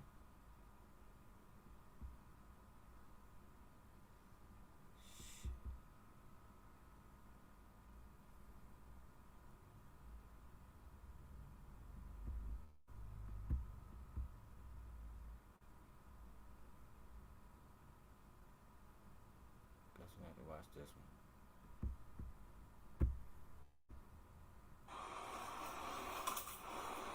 We're gonna roll you over real quick, okay? Roll to your left side. I need to check your ass. No, I just got shot in my head. That's it. Yeah, I'm looking. I'm just making sure there ain't nothing else. Hey, I'll say the word. I can't breathe. Damn, yo, I don't know if we can watch that part, bro. Let me flip the screen around to it gets to the part where we can watch it. I don't think we watch that part. I ain't gonna lie. They gonna try to strike me for that shit. Good? Yeah, we're good. Saying, get me right, hey, fool. give me some of that comment real quick. 4x4 and some dog. Here you go. I can't breathe, fool. I appreciate it. Yep. You need some alcohol or anything? Take. Hey, you got a driver. Yeah, I don't know what's up with these, See, bro. I can put some of them. Look, I'm finna pass out until I can't breathe. Pass it out. I got you, brother. We don't just stay talking to. Whoa. Make sure my partner good. So he was. I'm sure it's a video just got released. How old are you? 31. 31.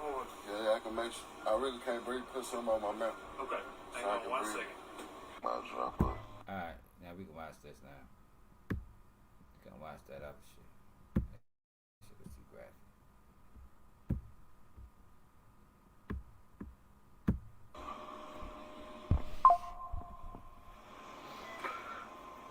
Damn. Last time I got shot in my head, it didn't hurt this bad. And I wasn't even.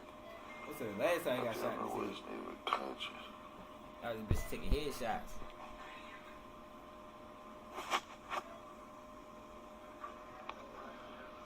Boy, good. Damn, they need to let me see my made me feel bad. I thought I got my kid. No. Nigga.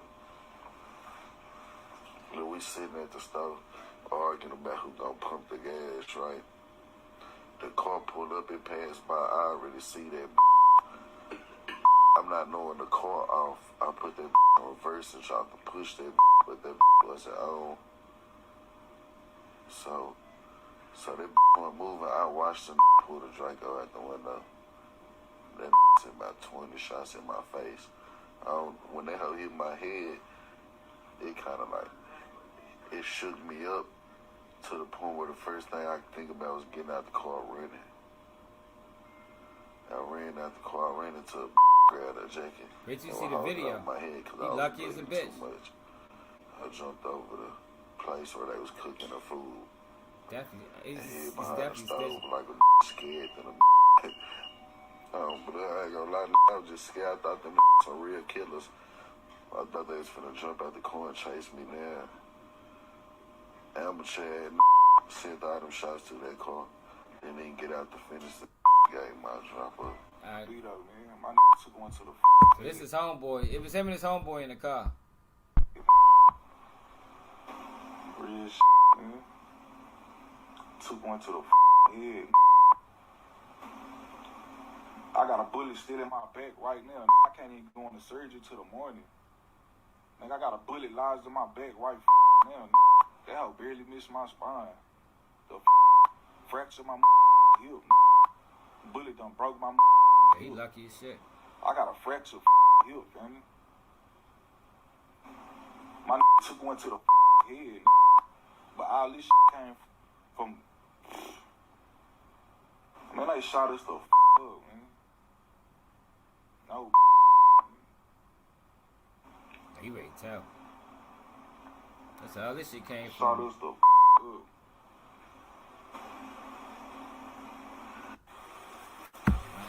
Why'd I go back to that? Alright, so look. So the video got released of the incident. And I ain't gonna lie, God was on their side this night. You better tighten up. Cause shit, they lucky as a bitch. Look at this shit. So, yo, this is why you don't you do not just sit in the car, yo. Like, I don't know. I don't sit in the car. Like, if the car ain't moving, then I'm not sitting. Though I call this right now being a sitting duck. You just sitting there arguing about who gonna pump gas. And look what happened in the process.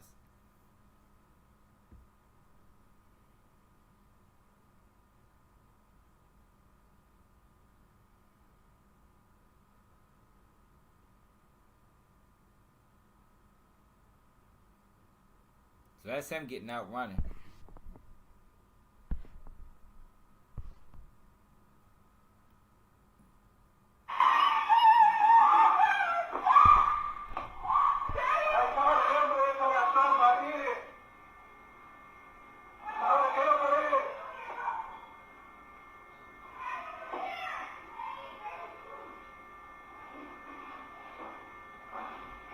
I be telling my girl shit all the time. Like, yo, stop just sitting. Like, yo, don't sit nowhere. Especially when you're in the trenches.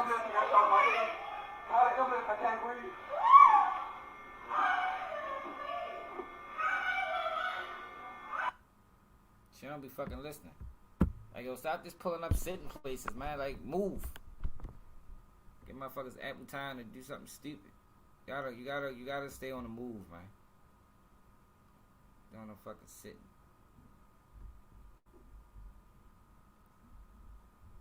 Yeah, we have to get in the dirt paperwork later. So let's get the Wack 100 goofy ass.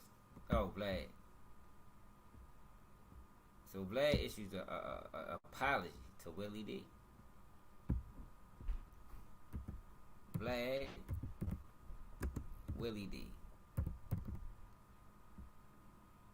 I mean, he issues an apology to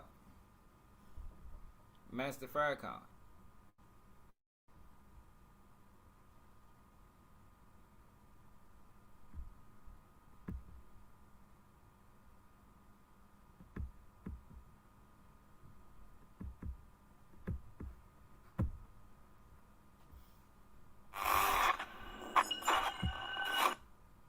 Yeah, you know, Baltimore always hopping out. Niggas hardly ever do that and don't hop out.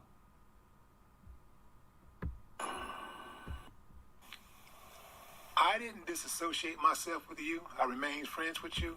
2020. Yes. And that's because something. Now, Vlad TV disrespected and lied on Master Farrakhan 5 years ago. 5 years ago, man. Yeah, man. Now all of a sudden, he got to change your heart. But listen to this conversation, though, y'all. Something very interesting happened around that time. Yeah. So we're going to get right into that. Yeah. You built your platform off of black culture and voices. And try to play a lot of people. Yet when it came to Farrakhan, just wait. You misquoted him and refused to apologize, and which led to a lot of people in the hip-hop community coming at you and disassociating themselves with you, most notably Godfrey and Lord Jamar, who were regulars on the show. I didn't disassociate myself with you. I remained friends with you. Correct. But I did boycott doing your show. Yes. I boycotted the show. Right. And I did that because, you know, Farrakhan is one of those people that I hold in high regard to such a degree that, you know, I'm actually glad he was born.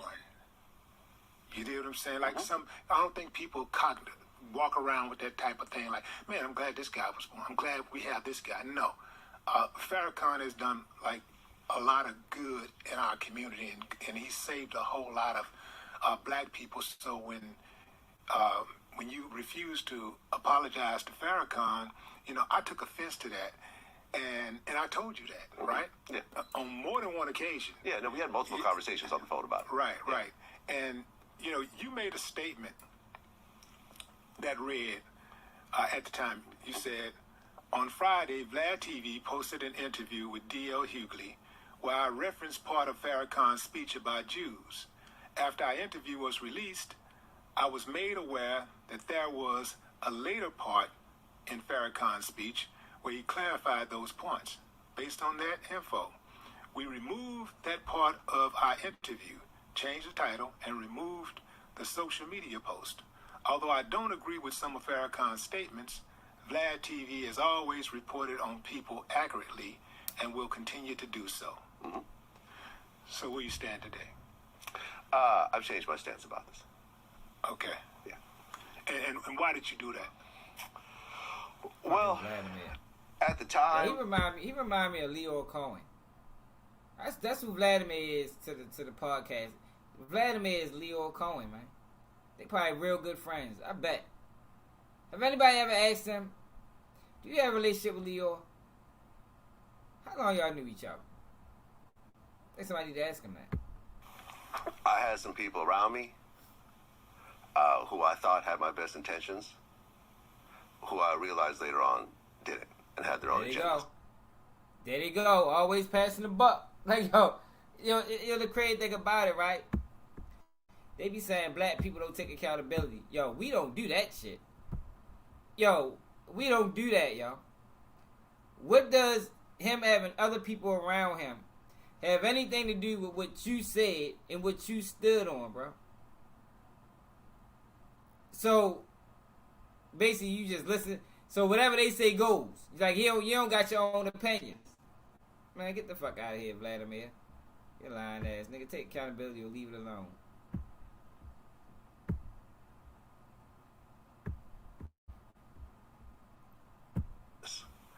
And sometimes when you get into situations like this, you choose the people around you as opposed to the public.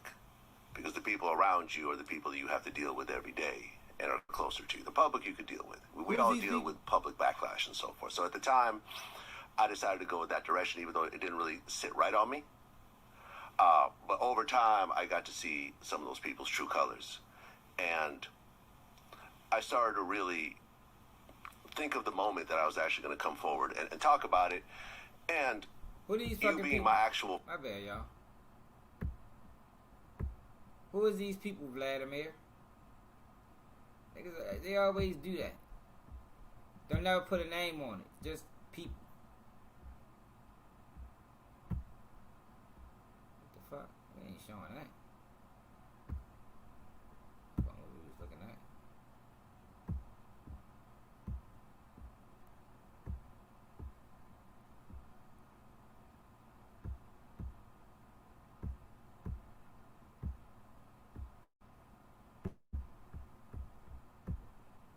friend, and us talking about it for years and years, I felt that if I was going to do it, I was going to do it on this platform. Because I've done dozens of interviews since then, right? And I've always said before my interviews, no Farrakhan questions. And everyone's always respected that. Just like I respect people when they come to my platform to say the same thing. But I feel like at this time, especially with what's happening between Israel, Jews and Muslims around the world, I don't feel that this stance of, both parties just kind of buckling down and saying that we're not going to see the other person's side and so forth hasn't done anybody any good. So I feel as a prominent person in hip hop who is Jewish, probably one of the small handful of people in hip hop who are Jewish and are openly Jewish about it.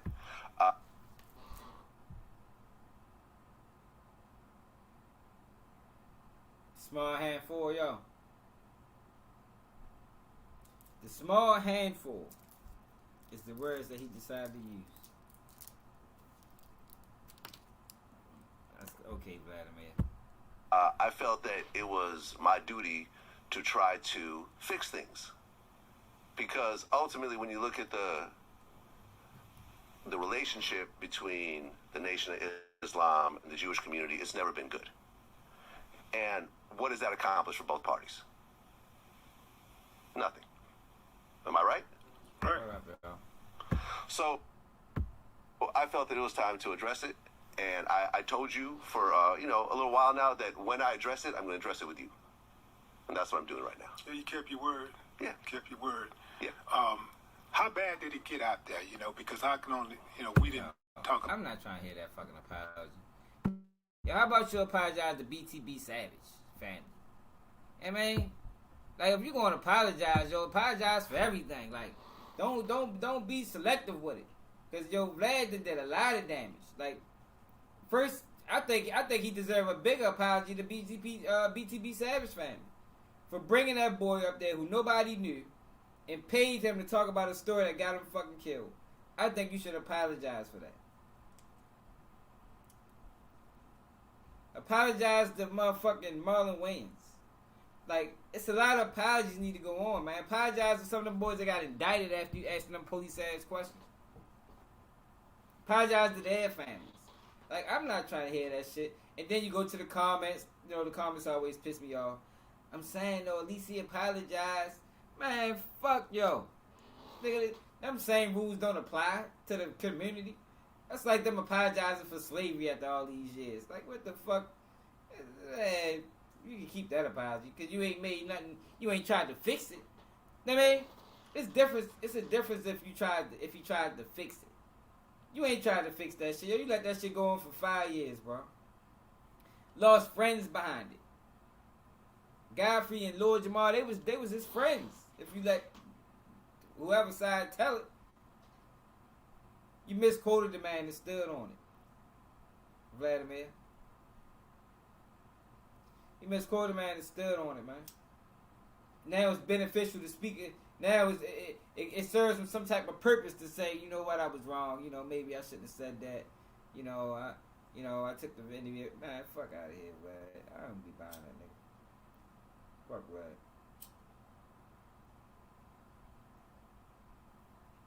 Fucking Vlad over there. I don't even want to hear nothing else about him. Yo, but then we got old Wack.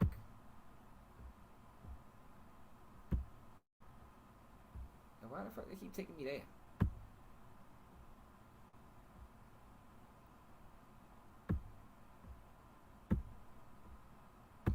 Yeah, I'm not buying it. I don't even respect it at all.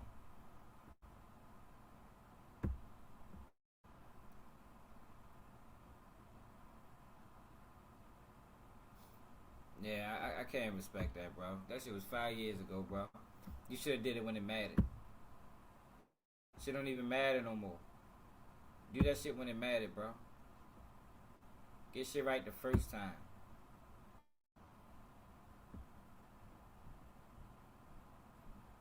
Get shit right the first time. So let me show y'all what happened with old Wacky. Wacky 100. The Fed agent. So some New York dudes.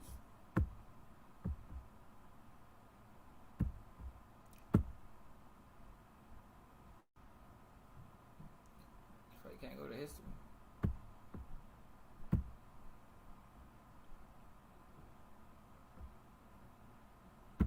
the New York dudes press. Gotta go to my man Getty Radio for this.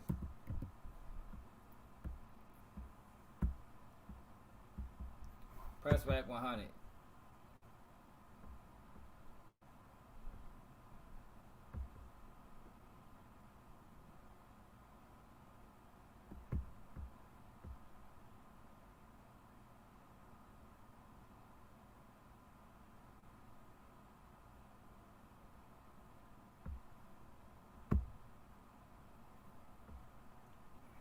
About his cooperation in the Big U indictment.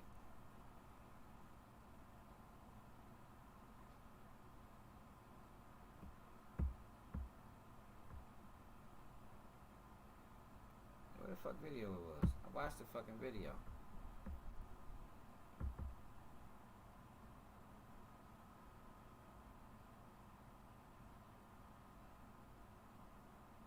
Fuck, go take the video now. Maybe it's this one. What up, YouTube? This is Getty Radio back at you with another video. I want to give a double salute to Not with the man and not a man under indictment for them years. It's somebody different. So Wack is bringing people up on the platform, but they wouldn't bring me up though. They bringing everybody else up, but they want me talk to Wack. Hey Wack, I got some questions too, Wack. I got questions that you maybe can provide some answers to. I mean, bring me up there. Might gotta try again and see what happens. What's interesting? The fact that the 2021 through 2025 is the amount of time you've been not dealing with the man and not a man under indictment for them years. That's interesting. So now I got something to do with what they're doing in this hood? What is you talking about, bro? What he talk about is mighty strange that when you and Big U fall apart or fall out, now he's under investigation. That's what he's saying, bro. I mean, I think that's valid. Great question. You know, typically things don't happen like that. You know, it don't typically be perfect storms. Like, if you was to look at 1,000 situations where people fall out, this might be the only one that ended in indictment.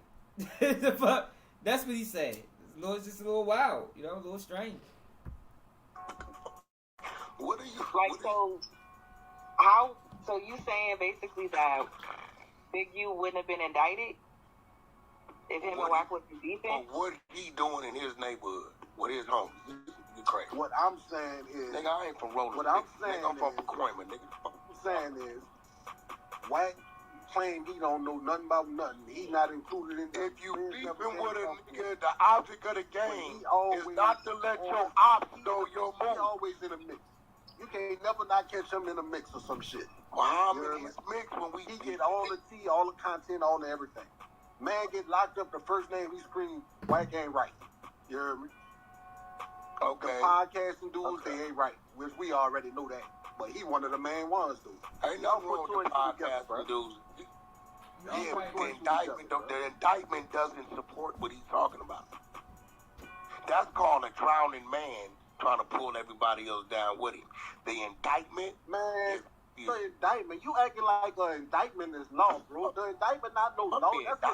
That's what the indictment's not law. I'm done talking. That's not law. That ain't the final thing. Okay, I'm muting up. You got it. Them trying to punish. The indictment's not law. Y'all heard this, right? The indictment is not law. But my lingo is a little different than y'all. The indictment, I'm saying the indictment don't stand. You just said the indictment is not law. The indictment spells out what is the rest is about. You know exactly what I'm saying. You trying to change the subject and the narrative. I'm changing the subject. Out the kitchen. You just said the indictment ain't law. Man, you know what a nigga mean. You know what a nigga mean. I don't know what you mean. Somebody on the stage, you could be somebody on the stage. Tell me what that meant. Tell me what I meant when I said that. Y'all want to hear I don't literally. Tell me what I mean, y'all. Y'all know what I mean. You sound like a dumb motherfucker. Look, there go the dick riders. There go the dick riders, man. I know what the fuck he mean. It's just an indictment. That don't mean it's the facts. It's not a conviction. Yeah, but the dick riders, they always go aside with Wack. You know, he got a team full of them niggas. Like, I don't know how he created that. Like, goddamn. I don't even think I would want that. Like, I don't want that many people agreeing with everything I say. Like, I appreciate Real sometimes, even though he get excessive. I ain't seen Jay in a minute. You know, she do the same thing. Yo, but it's a difference between disagreeing and dick riding. Like, Wack could be all the way wrong, 100% wrong, and these niggas sit back and side with him. Like, they don't understand what Joe meant. Some motherfucker trying to act like I'm saying that literally. What you talking about? You just said the indictment is not law. That's legal, bro. Put it together. So is he trying to say, like, it's not official? It's not a conviction. Exactly. No. If it wasn't official, he wouldn't be charged. That the indictment is the investigation. What are you talking about? The indictment is accusations. And Wack is trying to make like the accusation is the official statement. Like, that's what it is. That's what it is. That's what it is. That's what they got him for. What are you talking about? Right, but that don't necessarily mean that's what that man has done. That man is innocent until proven guilty. Yeah, but what I'm telling you is his indictment spells out why he was arrested. All right, and everything he said is not in the indictment. 600 ain't in the indictment. Wack ain't in the indictment. Loose Cannon's in the indictment for a robbery. Wack is in the indictment several times. Big, you got charged for what he said about Wack 100 and 600 and all the dudes on the podcast. That's an overt act in the indictment. And we ain't talking about Eugene. I mean, the screaming of Eugene is all through the indictment. You bitch ass nigga. 2022. Said, man, y'all heard out the horse's mouth. Before that man turned himself in, that man said what he said. He said what? The man said, let me tell you what the man said. Well, tell us what the man said. 600 was with the police when they raided his house, which is this nigga slow in the head, because it's obvious 600 drove by the house, because we looking at the video, and recorded the house. He's not in the house. Look, ain't nobody at the house. Then he said, watch this, slow man, when they was raiding my house, they was asking us about Wack and 600 in Loose Cannon. Well, how they asked you that when you wasn't at the house when they raided? They probably was asking whoever was at the house. Nobody was there, nigga. None of the family was there. They was probably asked that previously. See, this the word semantics that he get dumb people with. Big U probably wasn't talking about that day. They've been questioning Big U and all that shit for fucking forever. Big U knew they was coming. They've been trying to talk to Big U for who knows how long. But Wack think he's smarter than everybody. So he's able to spin the conversation to make motherfuckers look stupid. But I know what Big U was talking about. He talking about when they came to his house. It don't matter if he not talking about that particular time. They came to his house several times. Asking about Wack 100. That man ain't make that shit up. That man ain't lying. That's part of his charges. He got charged for that. If it was a lie, they wouldn't have charged him for it. Dumbass nigga. Oh, with him. He be knowing a whole lot, bro. But when it comes saw him in the face. Don't do it, Eugene. Hey, Rock, do you know any of the people you talking about? It's crazy. Rock, do you know one person that you talking about? Not a one, bro. They was all in the van. If you don't know nobody, you can't say shit, right? Who is you? Don't worry about that motherfucker. You don't know me either. Look, here they go. Hey, is you the one talking, Rock? The riders. I don't know shit about you, so I don't have an opinion about you. I'm talking to Wack, little boy. I ain't talking. Nigga, you got dirty Air Force Ones on an old-ass couch, and you sound like a slow nigga. You want to be important, and so I'm going to stand in this kitchen. That's what niggas going to do. I mean, Rock, you don't know none of these people. You want to know these people. You don't know somebody. You would know. See, this is why it's hard to go over there talking to y'all. Because the minute he get backed into the corner, here come the D-Riders. Here come the Wack apologists. Full throttle. Look, it's almost like clockwork. They come every time. To say today, they like fucking Superman. He fucking Lois Lane. family was with him elsewhere. They were all in the van. His wife, his kids, all of them was in the van. He says, I got my family right here. We were elsewhere. So who the That's why he has to drive in front of All right, something, right? Latifa said her mother said it was going to happen. The feds told her. Motherfuckers just didn't believe her. They want the messenger here, not the facts. But look though, the fact that Wack we've been having discussions with the mother about all this stuff. Man, they've been calling me for a year. I just have been ignoring them. Man, come on, Wack. Stop lying. No Wack either. There you go. They have. Look, come on, man. Stop lying. Like, he got an excuse for every motherfucking thing. Like, bitch. They have been. They got the fact. When you look at this shit, you don't know these motherfuckers. About you been ignoring them. You wasn't ignoring I have been because man, you was entertaining all that, man. Stop Straight it. up. Bro, if that was the case, I'd have said it a year ago. Damn. Them people been calling me. God damn. Nigga bitches. Hey, yo. Don't say if that was the case, I said it a year ago. I've been trying to get Big U booked. The fuck, we could have fast tracked this indictment. Fucking sticking crazy. For a year, bro. You know how many people call my phone a day? I don't know.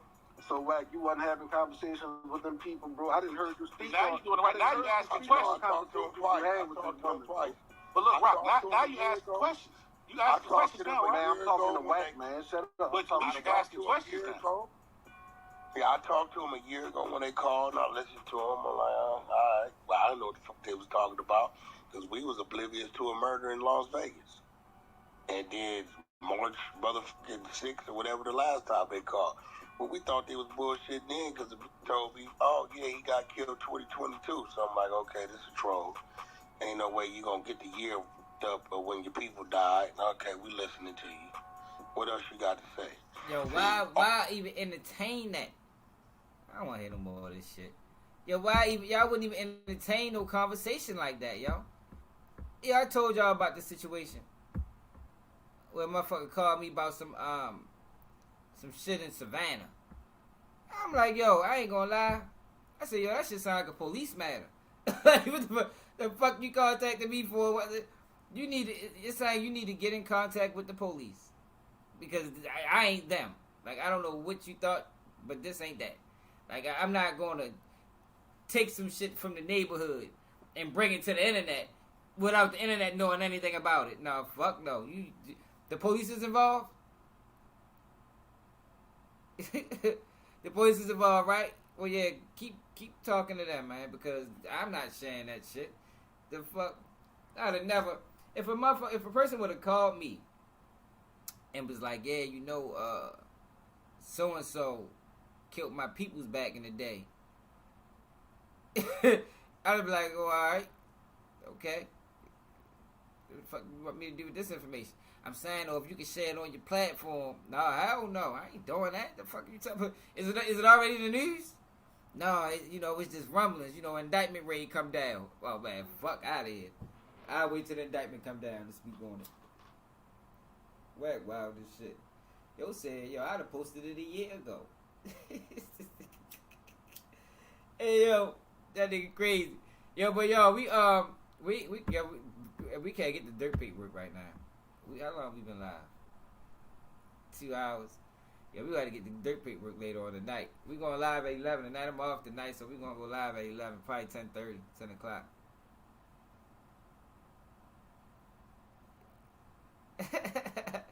I done had conversations with Wack. See, yo, but I never wanted to get into it with him, because I ain't really into arguing online. But now the nigga that made me so pissed, it's like, man, fuck that. I laid on his ass now.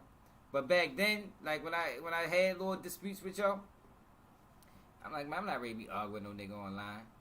But now it's out of control. Like somebody need to holler at y'all like loudly. You know what I mean? Somebody need to holler at y'all real loud. What the fuck?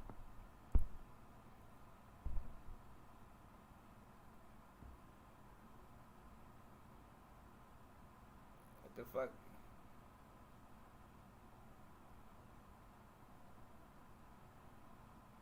Oh, alright, some people from Twitch, man. Salute to everybody that's tapping in from Twitch, man.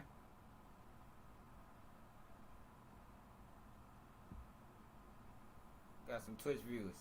Make sure y'all subscribe if you on Twitch. Y'all know I do got a Twitch show, Keep It G News. For people that didn't know. But yeah, man, I can't report nothing like that. Hell no, you doing police work, nigga. And the crazy thing about it, and this is like it's just so obvious. Like Wack can't explain the fact.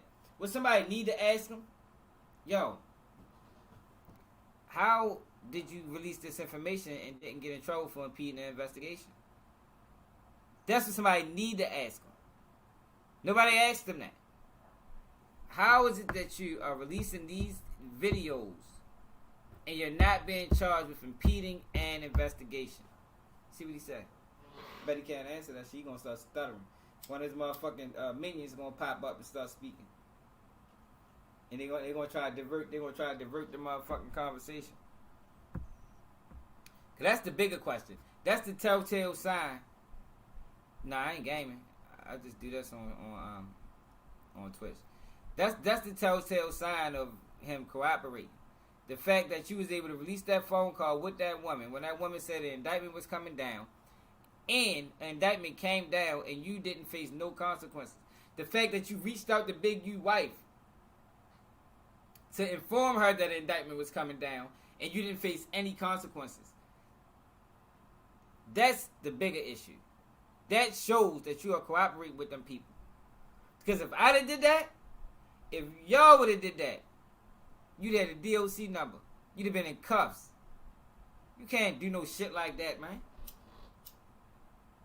Can't do nothing like that, man. You know it's an active investigation going on. You keep speaking on it. You see, Brick Baby ain't speak on it. He knew the investigation was going on. He ain't say nothing. Can't do that, y'all. That's called impede. That's a charge, a federal crime. Right? He the one set it up. He set Loose Cannon up, yo. Loose Cannon is an easy victim because Loose Cannon is a loose cannon. Anybody that's a loose cannon, you can use that against them. You know what I mean? Easy work. I could put him in a situation. I know how he gonna react because he react the same way. Like it's nothing up for debate with him. I can put him in a situation to react this way and get the desired response that I want. And that's what Wack did. He lied about it. Act like he ain't know them dudes. Whole time them dudes contacted him to come up that bitch. Didn't get in trouble. Remember, I thought that was strange from the beginning. I thought that's why I said, man, that boy's working. Ain't no way. Because we ain't know it was an investigation going on. But ain't no way that you can be in a fight like that where a firearm is used, post it online, and nobody go to jail. Ain't no fucking way. And the bitch went viral. Millions of views. You mean to tell me they ain't crossed LA County? They ain't crossed the feds' desk. Shit. With all the people that don't like Wack, you know how many people was calling up? Y'all see this video? Shit. I just showed y'all. Well, I didn't show y'all. The motherfucking Wisconsin got an ad out now.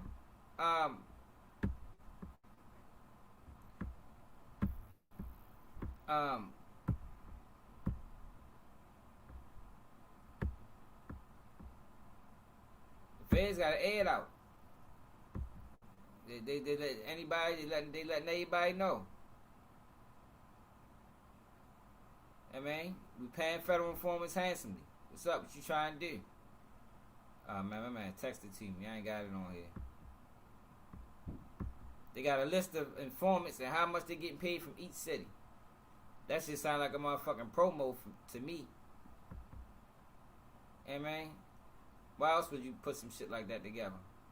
Trying to get some more people on payroll? Nah, I ain't saving. These guys working, man. I think it's more obvious than anything.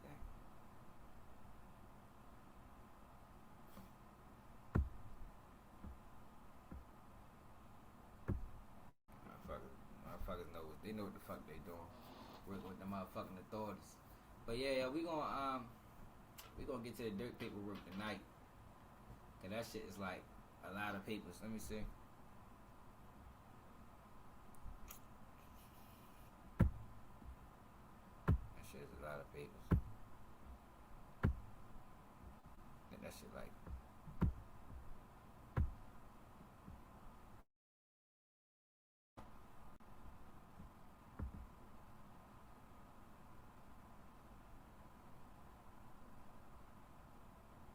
Motion to dismiss. Second bond. Third conditions. This is exhibit A. Third court transcripts. This shit 47 pages. We ain't gonna read this tonight. I mean, right now. We'll be live for another 2 hours. Yeah, so we're gonna go through this tonight. What happened at court? Now I don't know if the judge ruled on this yet. Twitch's News seems to think so. Most people are saying that the feds posted old paperwork on. They posted some old paperwork on Pacer about the last time he got denied, and I don't know if the judge ruled on this not yet, but I still want to go through it regardless of what happened, so we can get the government's case and see what the fuck they really signed, see what they really got. You know what I mean? But yeah, we're gonna go through that tonight. We ain't going through that right now. I don't know, we ain't going through that right now. Yeah, but make sure y'all subscribe to the channel, hit that like button if you can. If you can't support the platform, man, cash that Baltimore swag, man. Put the motherfucking movement, man. You know? Did we cover everything? Except for dirt. We talked about anything about dirt. Yeah, we're gonna get to that tomorrow. I mean, later on tonight. We ain't going later on tonight though. We ain't going live on stream, y'all. We're gonna use my phone, cause you see how they do us when we use stream, y'all. So we're gonna use the phone tonight and free the motherfucking voice, man. It's crazy the amount of people that want to see Dirk fail. Like, yo, that shit is like beyond me. Like, I never seen nothing like that before. Like, you got people actually putting out videos. Dirk done. Dirk ain't coming home. Like, god damn, why y'all want that man to suffer? Why y'all want that man to die in prison, man? Fuck he do to y'all, man. The fuck. Everything I know about Dirk, he moved in the confines of the streets. You know what I mean? It wasn't no children, wasn't no ladies, wasn't no old folks. It was all people in the mix. You know what I mean? And you ain't stopping that. That shit ain't never gonna stop. And it was all shit that got out of control. It wasn't, you know what I mean? Lives was lost. It wasn't no nigga stepped on my shoe or, you know what I mean? It wasn't no weird shit. But make sure y'all subscribe to the channel. It's another day of Keeping G News.